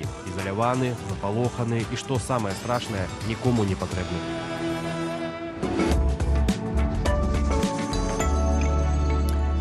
Ну што ж, медаль чэмпіянату Еўропы ў эстафеце і праз некалькі дзён ужо перамога ў дыяментавай лізе, дзе спартоўкі бягуць супраць найлепшых. Вось такім трыумфальным аказаўся фінал лета для нашай госці. Пра адчуванне ў момант, калі разумееш, што медаль твой. Калі цяжка аддаваць частку адказнасці каманды пасля гадоў індывідуальнай барацьбы і што ўдалося даказаць самой сабе, пра гэта мы пагаворым з Крысцінай Ціманоўскай, прызёркай чэмпіянату Еўропы сенсацыі 2026 года. Прывітанне, Крысціна. Радыя цябе бачыць і, канешне, шчыра віншуем з такімі неверагоднымі перамогамі. Заўзелі, назіралі за тым, як адбываўся чэмпіянат света, як было сумна, што індывідуальна не атрымалася, але цудоўна, што атрымалася ў эстафеце. Падзяліся, як гэта было? Какие ўражанні, эмоции, думки вось там на финише? Эмоций на самом деле было так много, что когда вернулась с чемпионата Европы, то не могла 4 дня спать нормально. Они меня просто переполняли.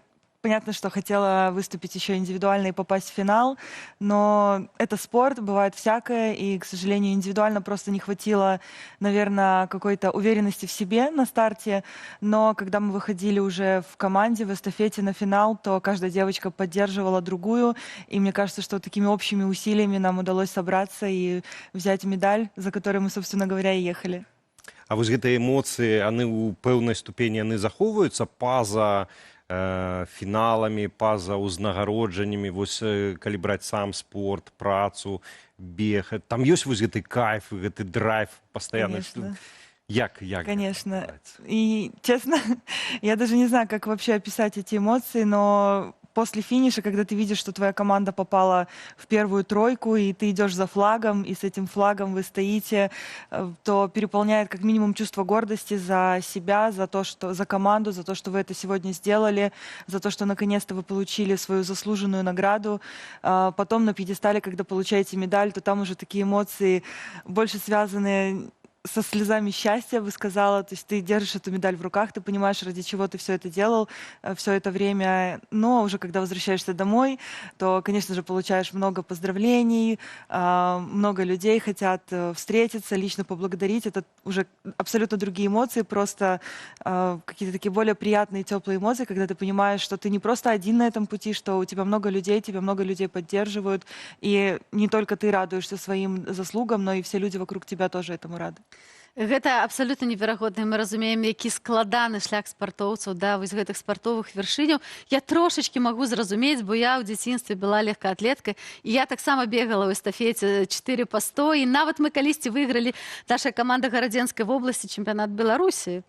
Так што я як бы Дзве чэмпіёнкі, я паміж двумя чэмпіёнкамі сяджу. чэмпіёнка, але як бы трошачкі разумею, асабліва вось гэтыя такія камандныя рэчы, яны неверагодныя даюць эмоцыі. Эстафета гэта вельмі вялікая тэхніка, так?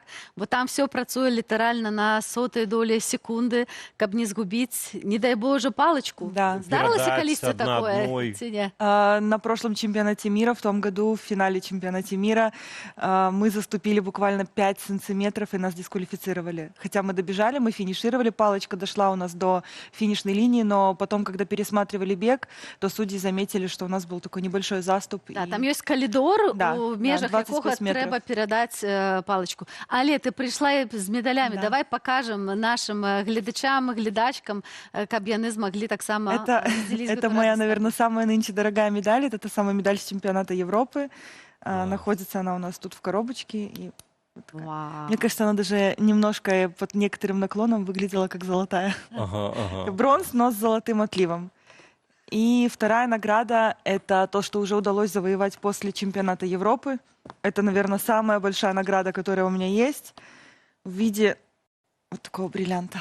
Ох, які Очень брыльянт. красивая. А можна патрымаць? Да, она очень тяжелая. Давай, а я покажу О. яшчэ з дазволу Крысціны дастану гэты медаль. Чэмпіёнка перадала Паглядзіце. нам узнагароды і в нейкі, можа Ты адчуваеш сказаць, сябе так, адразу да, нібыта я бегаў ўсё жыццё. Я вельмі стылёвы, Клас. вельмі Очень прыгожыя красивые, ўзнагароды. Што там адбывалася ў гэтай дыямантавай лізе? Як гэта было, Крысціна? В бриллиантовой лиге мы принимали участие в эстафете 4 раза 100 микст, где бегут 2 девочки и 2 мальчика. Ну и задача была выиграть и выполнить квалификацию на следующий год. Мгм. В принципе, вот, выиграли. А вось калі, я выбачаюся, калі гаворым пра вот эстафету, як гэта адбываецца? Таму што там жа трэба адну разумець, вось без слова, вось гэтыя долі мілісекундаў. Гэта трэба, каб каманда была вось такімі сяброўкамі па жыцці, ці дастаткова, што прафесіяналкі і Гэта кожная тэхніка, ведае. Валер. Гэта толькі тэхніка ці штосьці больш за гэта Нет, стаіць? во-первых, у нас есть отдельный тренер по эстафетам. Можем пока тут поставить. Поставя. Мгм. Да, и задача тренера — это идеально нам высчитать стопы, которые мы должны уставить, и мы ставим себе отметку, с которой каждая стартует. То есть вот одна девочка набегает, вторая стартует, и чтобы понять, откуда нужно стартовать, мы ставим себе такую отметку пластырем. Это все вымеряет тренер на тренировках перед чемпионатом Европы. Это все должно быть идеально четко вымерено, потому что если будет стопа больше либо стопа меньше, то, вероятнее всего, мы эту палочку просто не сможем передать. То бок адбываецца на такія рэпетыцыі. Да. Тренировки. И тут тоже не все так просто, потому что нужно учитывать ветер. Если ветер дует в спину, мы ставим стоп меньше. Если ветер дует в лицо, мы ставим стоп больше. Это уже задача тренера непосредственно на самом чемпионате Европы была. То есть он за час до старта выходил на стадион, смотрел, куда дует ветер, и у него есть целый корректовал, да. блокнот, где он Целая всегда математика. фиксирует. Да, он высчитывает ветер, он высчитывает результат каждой спортсменки и высчитывает, сколько стоп каждая должна Я поставить. ведаю, што шмат якія спартоўцы маюць такія свае рытуалы перад спаборніцтвамі, што трэба штосьці зрабіць альбо не зрабіць, штосьці апрануць, нейкія ёсць там рэчы, якія Забабоны прыносяць нейкія шчасце. Ці маеш штосьці такое? Я иголку вверх ногами себе прикрепляю на топик. Ну, это такой... А у мяне было вось пра рэпетыцыі таксама пытанне рэпетыцыі спаборніцтва. А бывала такое, што вынік на рэпетыцыі быў лепшы, чым у выніку у рэальным забегу? В эстафете нет, потому что мы никогда не бежим на тренировке полную эстафету. Окей. Но бывало индивидуально. Класс. Такое бывало, что индивидуально, допустим, перед соревнованиями у меня была какая-то контрольная тренировка, и я ее пробегала быстрее, чем на соревнованиях. А як лепей бегаць, індывідуальна ці ў камандзе? Это вообще абсолютно разный бег, разные эмоции. Индивидуально ты выходишь как бы сам за себя, то есть у тебя ответственность только перед собой. В команде, когда ты выходишь, ты уже понимаешь, что ответственность делится на всех, и ты не только ответственный за свой этап, за свою передачу, но в целом ты ответственен за всю команду. И когда мы выходим командой, то даже если там, предположим, да, у нас какие-то могут быть непонятные отношения в команде, но когда мы заходим в колл-рум, мы становимся единым целым, и там уже забывается все, что было до, И в колруме каждая девочка друг друга поддерживает, и каждая делает максимум для того, чтобы мы выходили и чувствовали себя единым целым. Меня асабліва радуе, калі еўрапейскія атлеты выйгрываюць такія бегавыя дыстанцыі. Мы ведаем, што цяжка змагацца са спартоўцамі з афрыканскіх краінаў ці афрыканскага паходжання, якія проста анатомія генетычная, ім трошкі пэўныя рэчы лягчэй даюцца, чым нашым, і таму асабліва, я думаю, гэтыя медалі, гэтыя поспехі каштоўныя. Да. Да? Ёсць такое? Да, однозначно. А вось пра колрум, там, дзе все дзяўчаты робяцца адзіныя адна за адну, гэта адзінства пасля захоўваецца? Ёсць такое, што вось выйгралі, ўсё, мы каманда, мы банда, альбо зноўку разбегліся? Я думаю, да. Вообще мы этим составом эстафетным бегаем с 2023 года. И мы уже, ну, как реально такая настоящая спортивная семейная семья. У нас есть общий чат с девочками, мы постоянно там общаемся, даже не в сезон мы там общаемся. И каждый год между нами эти отношения становятся все ближе и ближе, вплоть до того, что, допустим, одна девочка скоро выйдет замуж, и она, естественно, пригласила нас всех к себе на свадьбу. Чакаем рилсы на твоих эксклюзивчики, так, на твоих социальных платформах. Я думала, скажете на мою свадьбу. А до речі, что там отбывается? А то мы только читаем. Жыццё, а ёсць на яго да тебе прыціснуць. Ну, жизнь меняется. Жизнь меняется, але все добра. Все прекрасно. Все прекрасно. Гэта самае галоўнае, бо гэта таксама уплывае на спартовы поспех. Конечно, да. Безусловно, личные отношения имеют непосредственное влияние на спорт и на результаты. И мне кажется, что то, что сейчас происходит в моей личной жизни, в том числе награда для меня становятся медали, которые я зарабатываю. Ну, тады таксама з гэтым віншуем, і тады чакаем і не толькі рылсікаў, але і запрашэнняў, калі раптам што. Крысціна, а вось нашы гледачы, дарэчы, пішуць пра тое, што вельмі шкада, што нашы спартоўцы ўжо не выступаюць пад беларускім сцягам, выступаюць за іншыя краіны. Вось наколькі зараз для цябе, наколькі гэта яшчэ нейкі сентымент, наколькі гэта істотна? Ці думаеш пра гэта ці не? Бо ўсё ж такі твои першыя міжнародныя спаборніцтвы былі за Беларусь.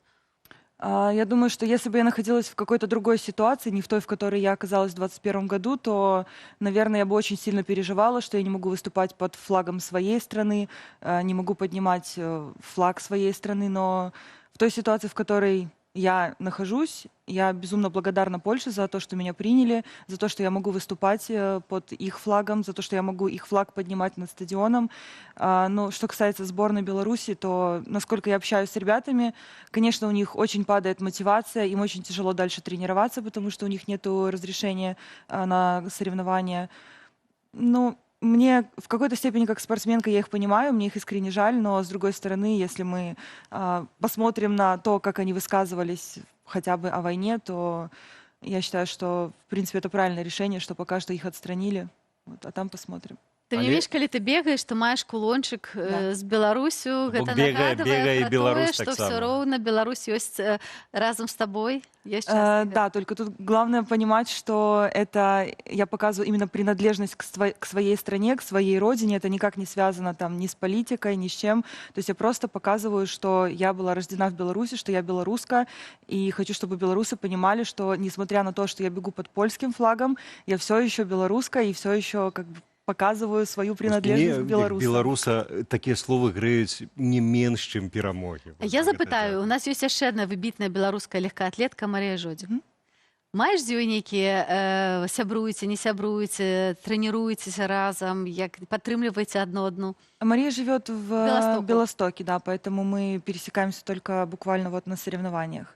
Можем иногда там выпить кофе, поговорить, но у нас разный вид спорта, мы находимся в разных городах, поэтому какого-то такого тесного контакта нету. Но, безусловно, друг друга, конечно же, поддерживаем на соревнованиях. А адчуваеш розніцу паміж тым, як ставяцца да спартоўцаў у польскім грамадстве, беларускім грамадстве? Ну, мела магчымасць гэта параўнаць, а таксама дзяржавы, вось, як ацэньваюць і падтрымліваюць спартоўцаў тут і ў нас у краіне? На самих соревнованиях поляки, вообще, то есть польская сборная, она очень сильно всегда отстаивает своих спортсменов, потому что, ну, часто есть какие-то спорные ситуации, допустим, заступ в прыжках, какой-то миллиметр. И поляки всегда до последнего отстаивают, борются за то, чтобы, если вдруг дисквалифицировали спортсмена, чтобы эту дисквалификацию убрать, отменить. В том числе в нашей эстафете, я помню, что в 23-м году тоже там были какие-то моменты, где какие-то спорные были ситуации со сборной, которая бежала по соседней дорожке. И то есть в этом плане они стараются делать максимум, что они могут. Но мне кажется, что в целом, как бы, возможно, тут немножко связано с тем, что Польша как страна в Европе имеет чуть больше влияния, чем Беларусь, поэтому им, возможно, чуть больше открыты двери в этом направлении. Но если мы, допустим, возьмем Германию, то Германия будет еще сильнее, чем Польша, и если поляков дисквалификацию могут не снять, то с Германии наверняка бы сняли. Но, тем не менее, всегда поляки борются за своих. Але што мне падабаецца таксама і ў беларускіх паляках, што мы абажаем нашых спартоўцаў, нашых герояў, іх падтрымліваем, заўзеем. Мы заўсёды глядзім, у нас у рэдакцыі вельмі шмат нашых калегаў, якія, ну, не проста спартовыя каментатары, якія таксама часткова жывуць спортам, і нам вельмі не хапае спаборніцтва, вельмі хочацца паказваць гэта таксама па тэлевізару. Дзякуй велізарна, Крысціна, што прыйшла да нас у студыю. Спартоўка, прызёрка чэмпіянату Еўропы, Крысціна Ціманоўская. Гэта была размова в студыі, але гэта не ўсё, што ў нас ёсць ад Крысціны. Гэта не ўсё. Ад Крысціны ёсць яшчэ адзін унёсак, якім, ну, мы, белсатаўцы, вельмі ганарымся, і ганарымся магчымасцю Крысціну назваць таксама белсатаўкай, тому што нашай калегай у пэўным сэнсе, так? Таму што у аўтарскай рубрыцы на раніцы з белсатам Крысціна папросту цяпер раскажа, што ж рабіць, каб бегаць з задавальненнем.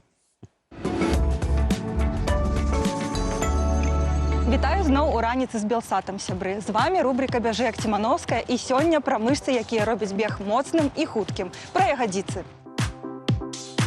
Частая памылка пачаткоўцаў – бегчы толькі за кошт сілы пярэдняй часткі сцягна. Квадрыцэпсы працуюць, а ягадзіцы амаль не ўключаюцца. У выніку ногі нібы валочаць усе цела. Такі бег хутчэй стамляе і можа прывесці да траўм, бо калені атрымліваюць лішнюю нагрузку. Калі ўключаюцца ягадзіцы, крок становіцца мацнейшым. Вы нібы адштурхоўваеце зямлю назад, а цела ляціць наперад. Чаму ж адключаюцца самыя моцныя мышцы нашага цела? Адказ просты. Цяпер людзі вельмі шмат часу праводзяць нерухома, седзячы на адном месцы. Без нагрузкі мышцы дэградуюць нават у маладых людзей. Зараз пакажу практыкаванне, которое дапамогуць уключыць адну з самых моцных цягліцаў цела – ягадзіцы. Гэтае практыкаванне многія ведаюць. Так званы ягадычны мост. Яно абудзіць мышцы перад бегам. Пастаўце ступні прыкладна на шырыні таза, падымайце таз уверх, а ў верхняй кропцы моцна сцісніце ягадзіцы. Нібы хочаце ўтрымаць паміж імі манету. Але не задзірайце таз занадта высока. Паясніца не павінна прыгінацца. Робім 20-15 паўтораў. Цяпер уключым ягадзіцы стоячы. Перанесіце вагу на адну нагу, а другую павольна адвязіце назад. Не нахіляйце корпус і не прыгінайцеся ў паясніцы. Рух невялікі, але дакладны. І таксама 12-15 паўтораў.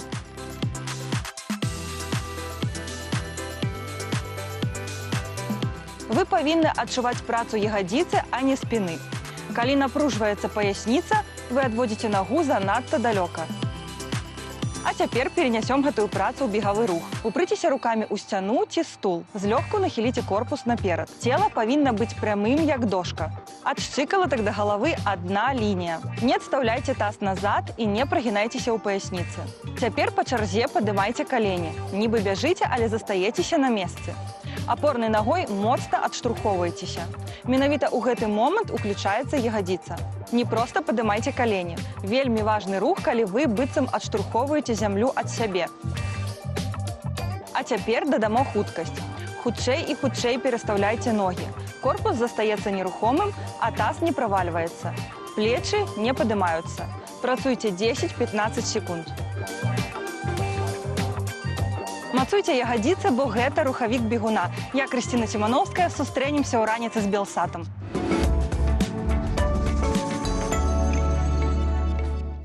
Дарагія сябры, а Крысціна Ціманоўская акурат здрадзіла, што адразу пасля нашага эфіра літаральна праз гадзінку яна ляціць ужо на апошні ў гэтым сезоне спаборніцтва. Трымаема кулакі, але мы трымаем кулакі і за нашых наступных гасцей, які ўжо з'явіліся на нашай канапе. Але запавядзем ввогуле тэму нашай размовы, таму Так. што акрамя спартовых чэмпіёнак беларусы могуць ганарыцца чэмпіёнамі, напрыклад, у літаратуры, у Альбо ў тэатры, нацыятворчасці, альбо ў у тэатры, у адукацыі і так далей. Ну, глядзіце, Владзімір Караткевіч, імя, якое мы ведаем з школьнай праграмы, Ведаем і але любім. пры гэтым ці ведаем мы пра самога Владзіміра Караткевіча? Што гэта была за асоба? У школе пра гэта не расказвалі, правда? Не расказваюць, а там все вельмі цікава. І вось новы спектакль «Жарсці» Караткевіча абяцае якраз-такі паказаць пісьменніка іншым, з малавядомых дакументаў, з лістоў, сведчанняў, дзе ён паўстае больш уразлівым, самотным і жывым, чымся партрэт, уласна, з падручніка. І галоўнае пытанне, вядома, каго ж Владзімір Караткевіч кахаў насамрэч. Пра тое, як нараджаўся гэты спектакль, мы пагаворым з рэжысёрам Васілём Драньком-Айсюком і акторкаю Аленай Баяравай. Вітаем, даражэнькія. Дзякуй, што прачнуліся, завіталі да нас у студыі, прыйшлі не з пустымі рукамі, мы гэта вельмі любім. Добрай раніцы, заўсёды рады у вас быць. Ну што, ад пачатку, што за спектакль? Чаму вырашылі пра Караткевіча? І чаму жарсці? Што там такое жарскае? Ну, таму што беларусы навогуле жарсны народ. Гэта факт. А адным з самых жарсных пісьменнікаў быў Владзімір Караткевіч. Гэта правда. Усе яго творы гэта адныя клічнікі. Героі дзейнічаюць, змагаюцца, б'юцца, кахаюцца, там разводзяцца, здраджваюць і зноў набываюць шчасце сваё, перамагаюць. Ён вельмі дзеяслоўны пісьменнік. А дзеясловы гэта заўсёды нешта такое, дзе галоўны рух. Нам такое заленае падабаецца. Вот. Нам сумна чытаць нешта такое вялае, дзе дзеяння ніякага няма. І таму, так як мы вельмі любім Караткевіча, вот, я для сябе адкрыў беларускую літаратуру праз Караткевіча, а ты як? Я таксама. Ну вот, таксама, калі там 8 клас, паром на бурнай рацэ, там двубой, вот гэты, і мы, ух ты, якая бывае беларуская цудоўная літаратура. Караткевіч — это партал ввогуле ў свет геніяльных беларускіх творцаў. І так мы вырашылі, што трэба нешта зрабіць пра яго. Не проста як бы тэатральная такая экранізацыя твора, а паказаць ягоны партрэт. От самім увайсці у ягоны мозг, у ягоны свет. Васіль, ты ўвайшоў у ягоны свет, у ягоны мозг. Што вы там накапалі? Бо, як мы кажам, гэтага не расказвалі нам у школе, мала дзе можу прачытаць. Працавалі з крыніцамі. Што атрымалася накапаць? Чым незвычайна Караткевіч ягонае жыццё? Караткевіч незвычайны тым, што ён, жывучы ў дастаткова такой эпоху, ну, можа быць, уже эпоха Хрушчова не таталітарная, а аўтарытарная, і ўсё роўна там жорсткасць правілы, як жыць і што рабіць, ён умеў гэтыя правілы цудоўна, арыстакратычна парушаць. Ох, гэта вельмі класная Гэта ён умеў. Напрыклад, калі яшчэ стаяў помнік Язэпу Сталіну на сённяшнім 100-м кіламетры, так, у Менску, і ён першы падняўся ў годзе 56-м і сказаў, колькі ж будзе ў нас стаяць гэты Сталін? І ўсе такі, а знялі Язэпа Сталіна адтуль толькі ў 61-м.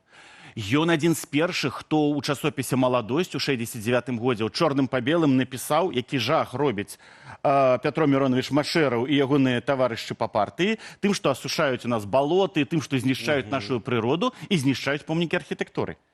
Про это выказываліся і Алексей Пысін, і ўсё, але надрукавана было пад прозвішчам Караткевіч.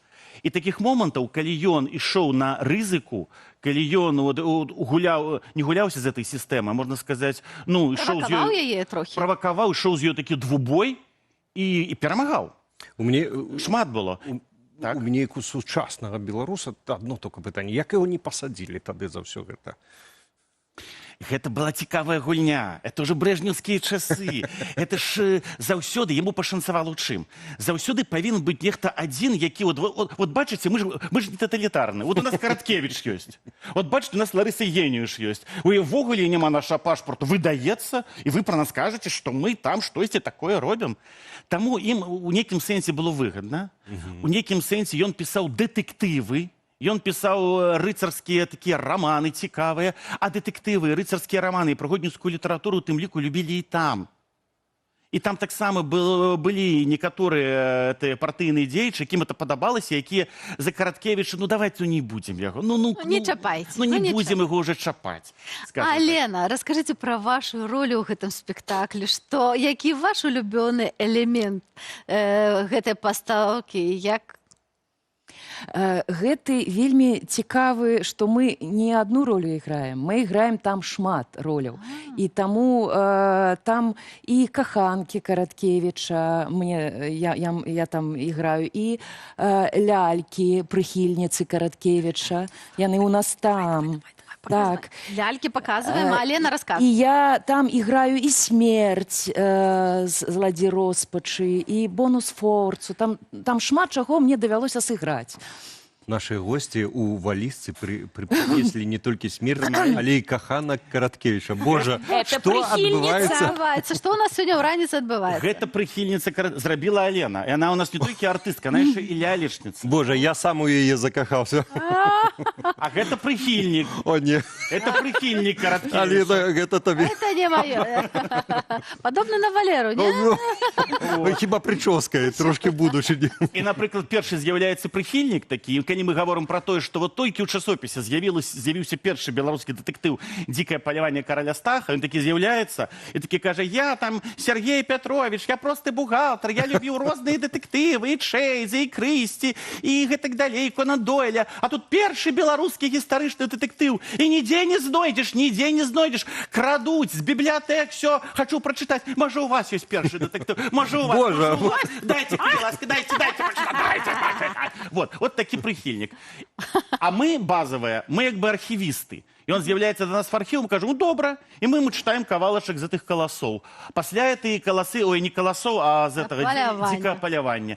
Пасля гэта паляванне ператвараецца ўжо нейкі трылер, і гэты прыхільнік, які гэта чытаў толькі, конечно, у рускім перакладзе Чэйза і Агату Крысці, все, ён уже фанат Караткевича. А пасля з'яўляецца і прыхільніца. Так, я заканчивала Дзяржаўны універсітэт, філасофскі факультэт, і запросила свою лепшую сяброўку, якая асабліва не цікавілася беларускай літаратурай, на одну паэтычную вечарыну. Я сказала, что там будзе выступаць сам Караткевич, а яна толькі паціснула плячымі і сказала: а мне што Караткевич, што Грачаннікаў, што Разанаў. І навошта я яе запросила? Што было далей? У нас не так шмат часу. Далей выступалі розныя сябры і калегі, а затым выйшаў ён. Боже, які прыцягальны! Слухайте, можем назвать Караткевича белорусским секс-символом? Так.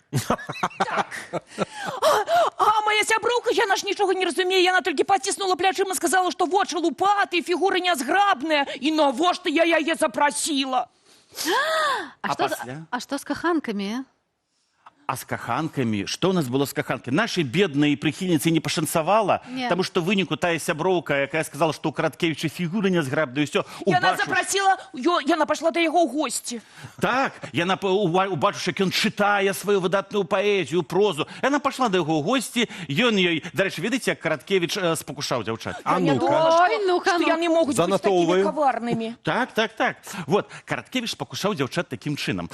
Ён іх, конечно, запрашаў да сябе. Ён ставіў кружэлку Забейда Суміцкага, выдатнага опернага спевака. Тады это было недастаць нідзе. Ах, уладзя. Ён варыў каву па адмысловым старадаўнім старажытна-князька-літоўскім рэцэпце. Это кава з долькамі лімона. Забейда Суміцкі. Пасля он паказвае якія-небудзь там артефакты, там пярсцёнак каралевы Бон, які дарыў гэтай сваёй будучай каханцы. А пасля вазіў яе па гарадах і мястэчках Беларусі. А пасля гэтага, мог і забыць, што на гэты час быў жанаты. Бывае, з кім не бывае. Так што ён яшчэ быў той Лавелас, той Дон Жуан, і пра гэта мы гаворым, шкадуючы бедную эту прыхільніцу, якая, тым не менш, усё роўна вельмі паважала і любіла Владзіміра Семёновича. А у спектаклі ёсць эпізод, які для вас стаўся такім асабістым адкрыццём. Дарэчы, Владзімір Семёнович. Пазналі. Тут у нас архіў, тут все, тут нават ёсць другая частка каласоў па серпам тваім. Ну-ка, покажыце. 3-го прыходзьце верасня, пакажам. А это, дарэчы, рэальная карикатурка на Караткевича канца 50-х гадоў, дзе ён з такім старадаўнім фужэрам, так ён сустракаў сваіх каханак, сяброў, такім ён у нас і прадстае. А вы казалі, што нам найбольш там падабаецца? Так. Што асабіста для вас стала адкрыццём падчас працы над гэтым спектаклем? Шчыра кажучы, мы Караткевіча вельмі часта паказваем пісьменнікам, у якога сапраўды ўсё добра складвалася. А мы робім акцэнт яшчэ і на тое, што, напрыклад, у перыяд з 61 па 64 год, ужо позні Хрушчоў, калі ён напалохаўся сваёй этой адлігі і пачаў закручваць гайкі, вот мы гаворым і пра гэта. Калі ўжо было немагчыма выдаваць гістарычныя раманы, калі Леаніда не вернуцца да зямлі, кніга была рассыпана, і калі ў нейкі перыяд да 65-го года ў Караткевіча фактычна нічого не выходзіла, ён мог быць у чорным спісе. Вот гэта мяне здзівіла, ну таму што, ну, звычайна, здаецца, ўсё там, в прынцыпе, нармальна, а вот не. І дзякуючы Алесю Адамовічу, у тым ліку, все-таки каласы выйшлі. І дзякуючы ягоным сябрам, таксама у Караткевіча пачало больш-менш нешта далей як бы наладжвацца. Вот мне гэтыя моманты мяне як бы асабіста як бы закранулі. Пра ўсе гэтыя моманты, дзе, што, калі, Алена, напрыканцы мы ўжо нашай размовы яшчэ раз можна нагадаць, дзе можна будзе паглядзець спектакль, запрасіць, як, што. Наступны наш спектакль будзе ў краме Выры, якая знаходзіцца па адрасе алея Любамірскего, 12. У 19... Армія Людовай, по-моему. Не? О! Армия Людовой. Это, ведаете, это другая история. Мы зараз просто шукаем адрасы тетки. И меня зараз пераклинило. У Кракове. Где она жила. И тому мы зараз робили такі рилс про гэтую квартиру. Тому у нас вулица Любомирских. А так, аллея Армии Людовой. 12. Выдатная крама Выры. 3 вересня туды прыходзьце. У 19 гадзін. Будзе цікава, весела. Пасля гэтага сапраўдная наша прэс-канферэнцыя, дзе мы адкажам на ўсе пытанні пра Караткевіч. От ўсё даведаеце, просто ўсё, што захочаце, ўсё мы там скажам. І прыйдуць каханкі ў валізе? Прыйдуць каханкі, прыйдуць рыцары, прыйдзе сама смерць, мы пабачым, як Караткевіча пераможа. Усё там будзе, вот просто ўсё. Ах, клас, трэця, трэба паглядзець графік. Дарагія сябры, збіраемся, глядзім Караткевіча, альбо раніцу з Белсатам, яшчэ прыадкрыем, я думаю, не адну таямніцу жыцця не толькі Караткевіча, але з тых вашых неверагодных прыгодаў творчых. Дзякуй вялікі, што завіталі да нас, паказалі нам незвычайныя лялькі. Я думаю, што захвоцілі нашых гледачоў і гледачак. У нас у гасцях былі рэжысёр Васіль Дранько-Майсюк і акторка Алёна Баярова. Пра новы спектакль «Жарсці» по Караткевічу мы абмяркоўвалі сёння ў нашым эфіры. Ну што ж, а у нас у студыі ўжо з'явіўся наш непараўнальны Андрэй Сужыц. Які выклікае не менш жарсцяў, чым Караткевіч, не пабаюся гэтага сказаць. Якога ў валізу ось так проста не запхнеш. І палец у рот таксама не кладзі, таму давай. Ні мне, ні нашым каментатарам. Таму што чалавеку яшчэ гаварыць трэба. Так, уласна, пыталіся мы сёння ў нашых гледачоў, что у них за любимая колыханка, что спявает своим деткам и агулам топ колыханок. Так. Ось яшчэ один вариант, які мы не узгадывали, і, до речі, я зачитаю их шмат. Один з них это песня Звездочета з червоной шапочки з кінофільма. Слабо памятаю, так само. Давно было. Так, далей. Ни дождика, ни снега. Я памятаю. А, окей. Да-да-да-да-да-да. Я памятаю. Яшчэ была на плытках песня «Мамонтёнка», але мы ее узгадывали. О, гэту. Так. И слово, что так не бывает на свете, связывали с мамой. Но там про гэта и спяваецца. Дакладна. Вось файны жарт. Гэтую калыханку «Доўгі дзень, цёплы дзень», якую мы ўзгадвалі, я памятаю, у раннім дзяцінстве у вёсцы ў бабулі парадыю пад яе заснаў. Гэта песня для мяне як адзін з добрых успамінаў дзяцінства. Ввогуле, вось радыёкропка — это такая частка была нашего дзяцінства. На культуру ў той час. Абсолютно. А зараз, што YouTube... Хаця разам з гэтым менавіта з радыёкропкі моя нелюбоў да цяперашняга гімну Беларусі афіцыйна, таму што не было будильніка, і мама ўключала на ўсю кропку, і она прачыналася вось пад гэты гімн, і потым засыпалі, і адклалася. Яшчэ, калі мы ўзгадалі радыёкропку, абавязкова мы ўзгадаем, што там была яшчэ адна калыханка. А ну-ка. Даньшыка. Ці памятаеце? А, канешне. Ну, канешне, так. Спіць над лесам аблачынка, заснай моя дзяўчынка. Так. Доброй ночи, засыпай мой милый хлопчик. Памятаю. Вот так вот. Это з радыёкропкі, я нават памятаю. Я думаю, што варта было бы аднавіць калыханкі. Сёння, калі я слухала... топчык можна зрабіць. І калі сёння слухала Ганну Шурхунову з яе песні, я подумала, як было б цудоўна, калі б Ганна заспявала калыханачку, некую такую новую, сучасную для тых дзетак, якія гадуюцца зараз. А, дарэчы, дарагія сябры, у новым сезоне восеньскім на Белсаце таксама з'явіцца калыханка, але для дарослых. І больш дэталяў неўзабаве ў нашым эфіры, ў нашых матэрыялах, таму сачыце. Самому захацелася. Заставайцеся з Белсатам, захацелася. Андрею, дзякуй табе. Захацелася нам усім, і сябры таксама вам дзякуй. Адразу пасля раніцы з Белсатам глядзіце выданне навінаў, ну а мы на гэтым развітваемся. Будзем вельмі чакаць вас заўтра, прыходзьце самі, запрашайце сяброў, знаёмых і сустрэнемся ў заўтрашнім эфіры нядзельным. Да сустрэчы, всяго добрага дня, да пабачэння.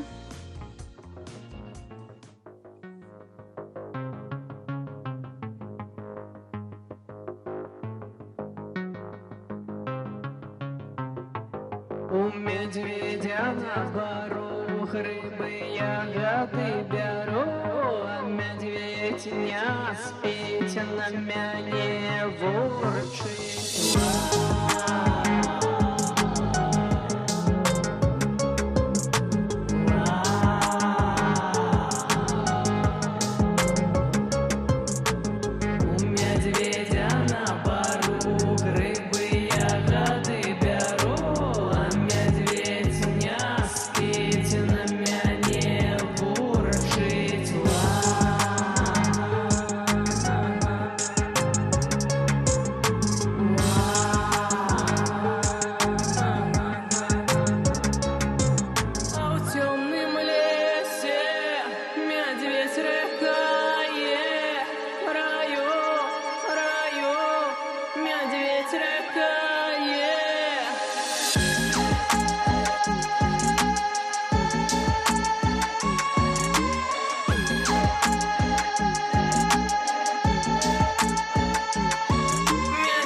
Yeah.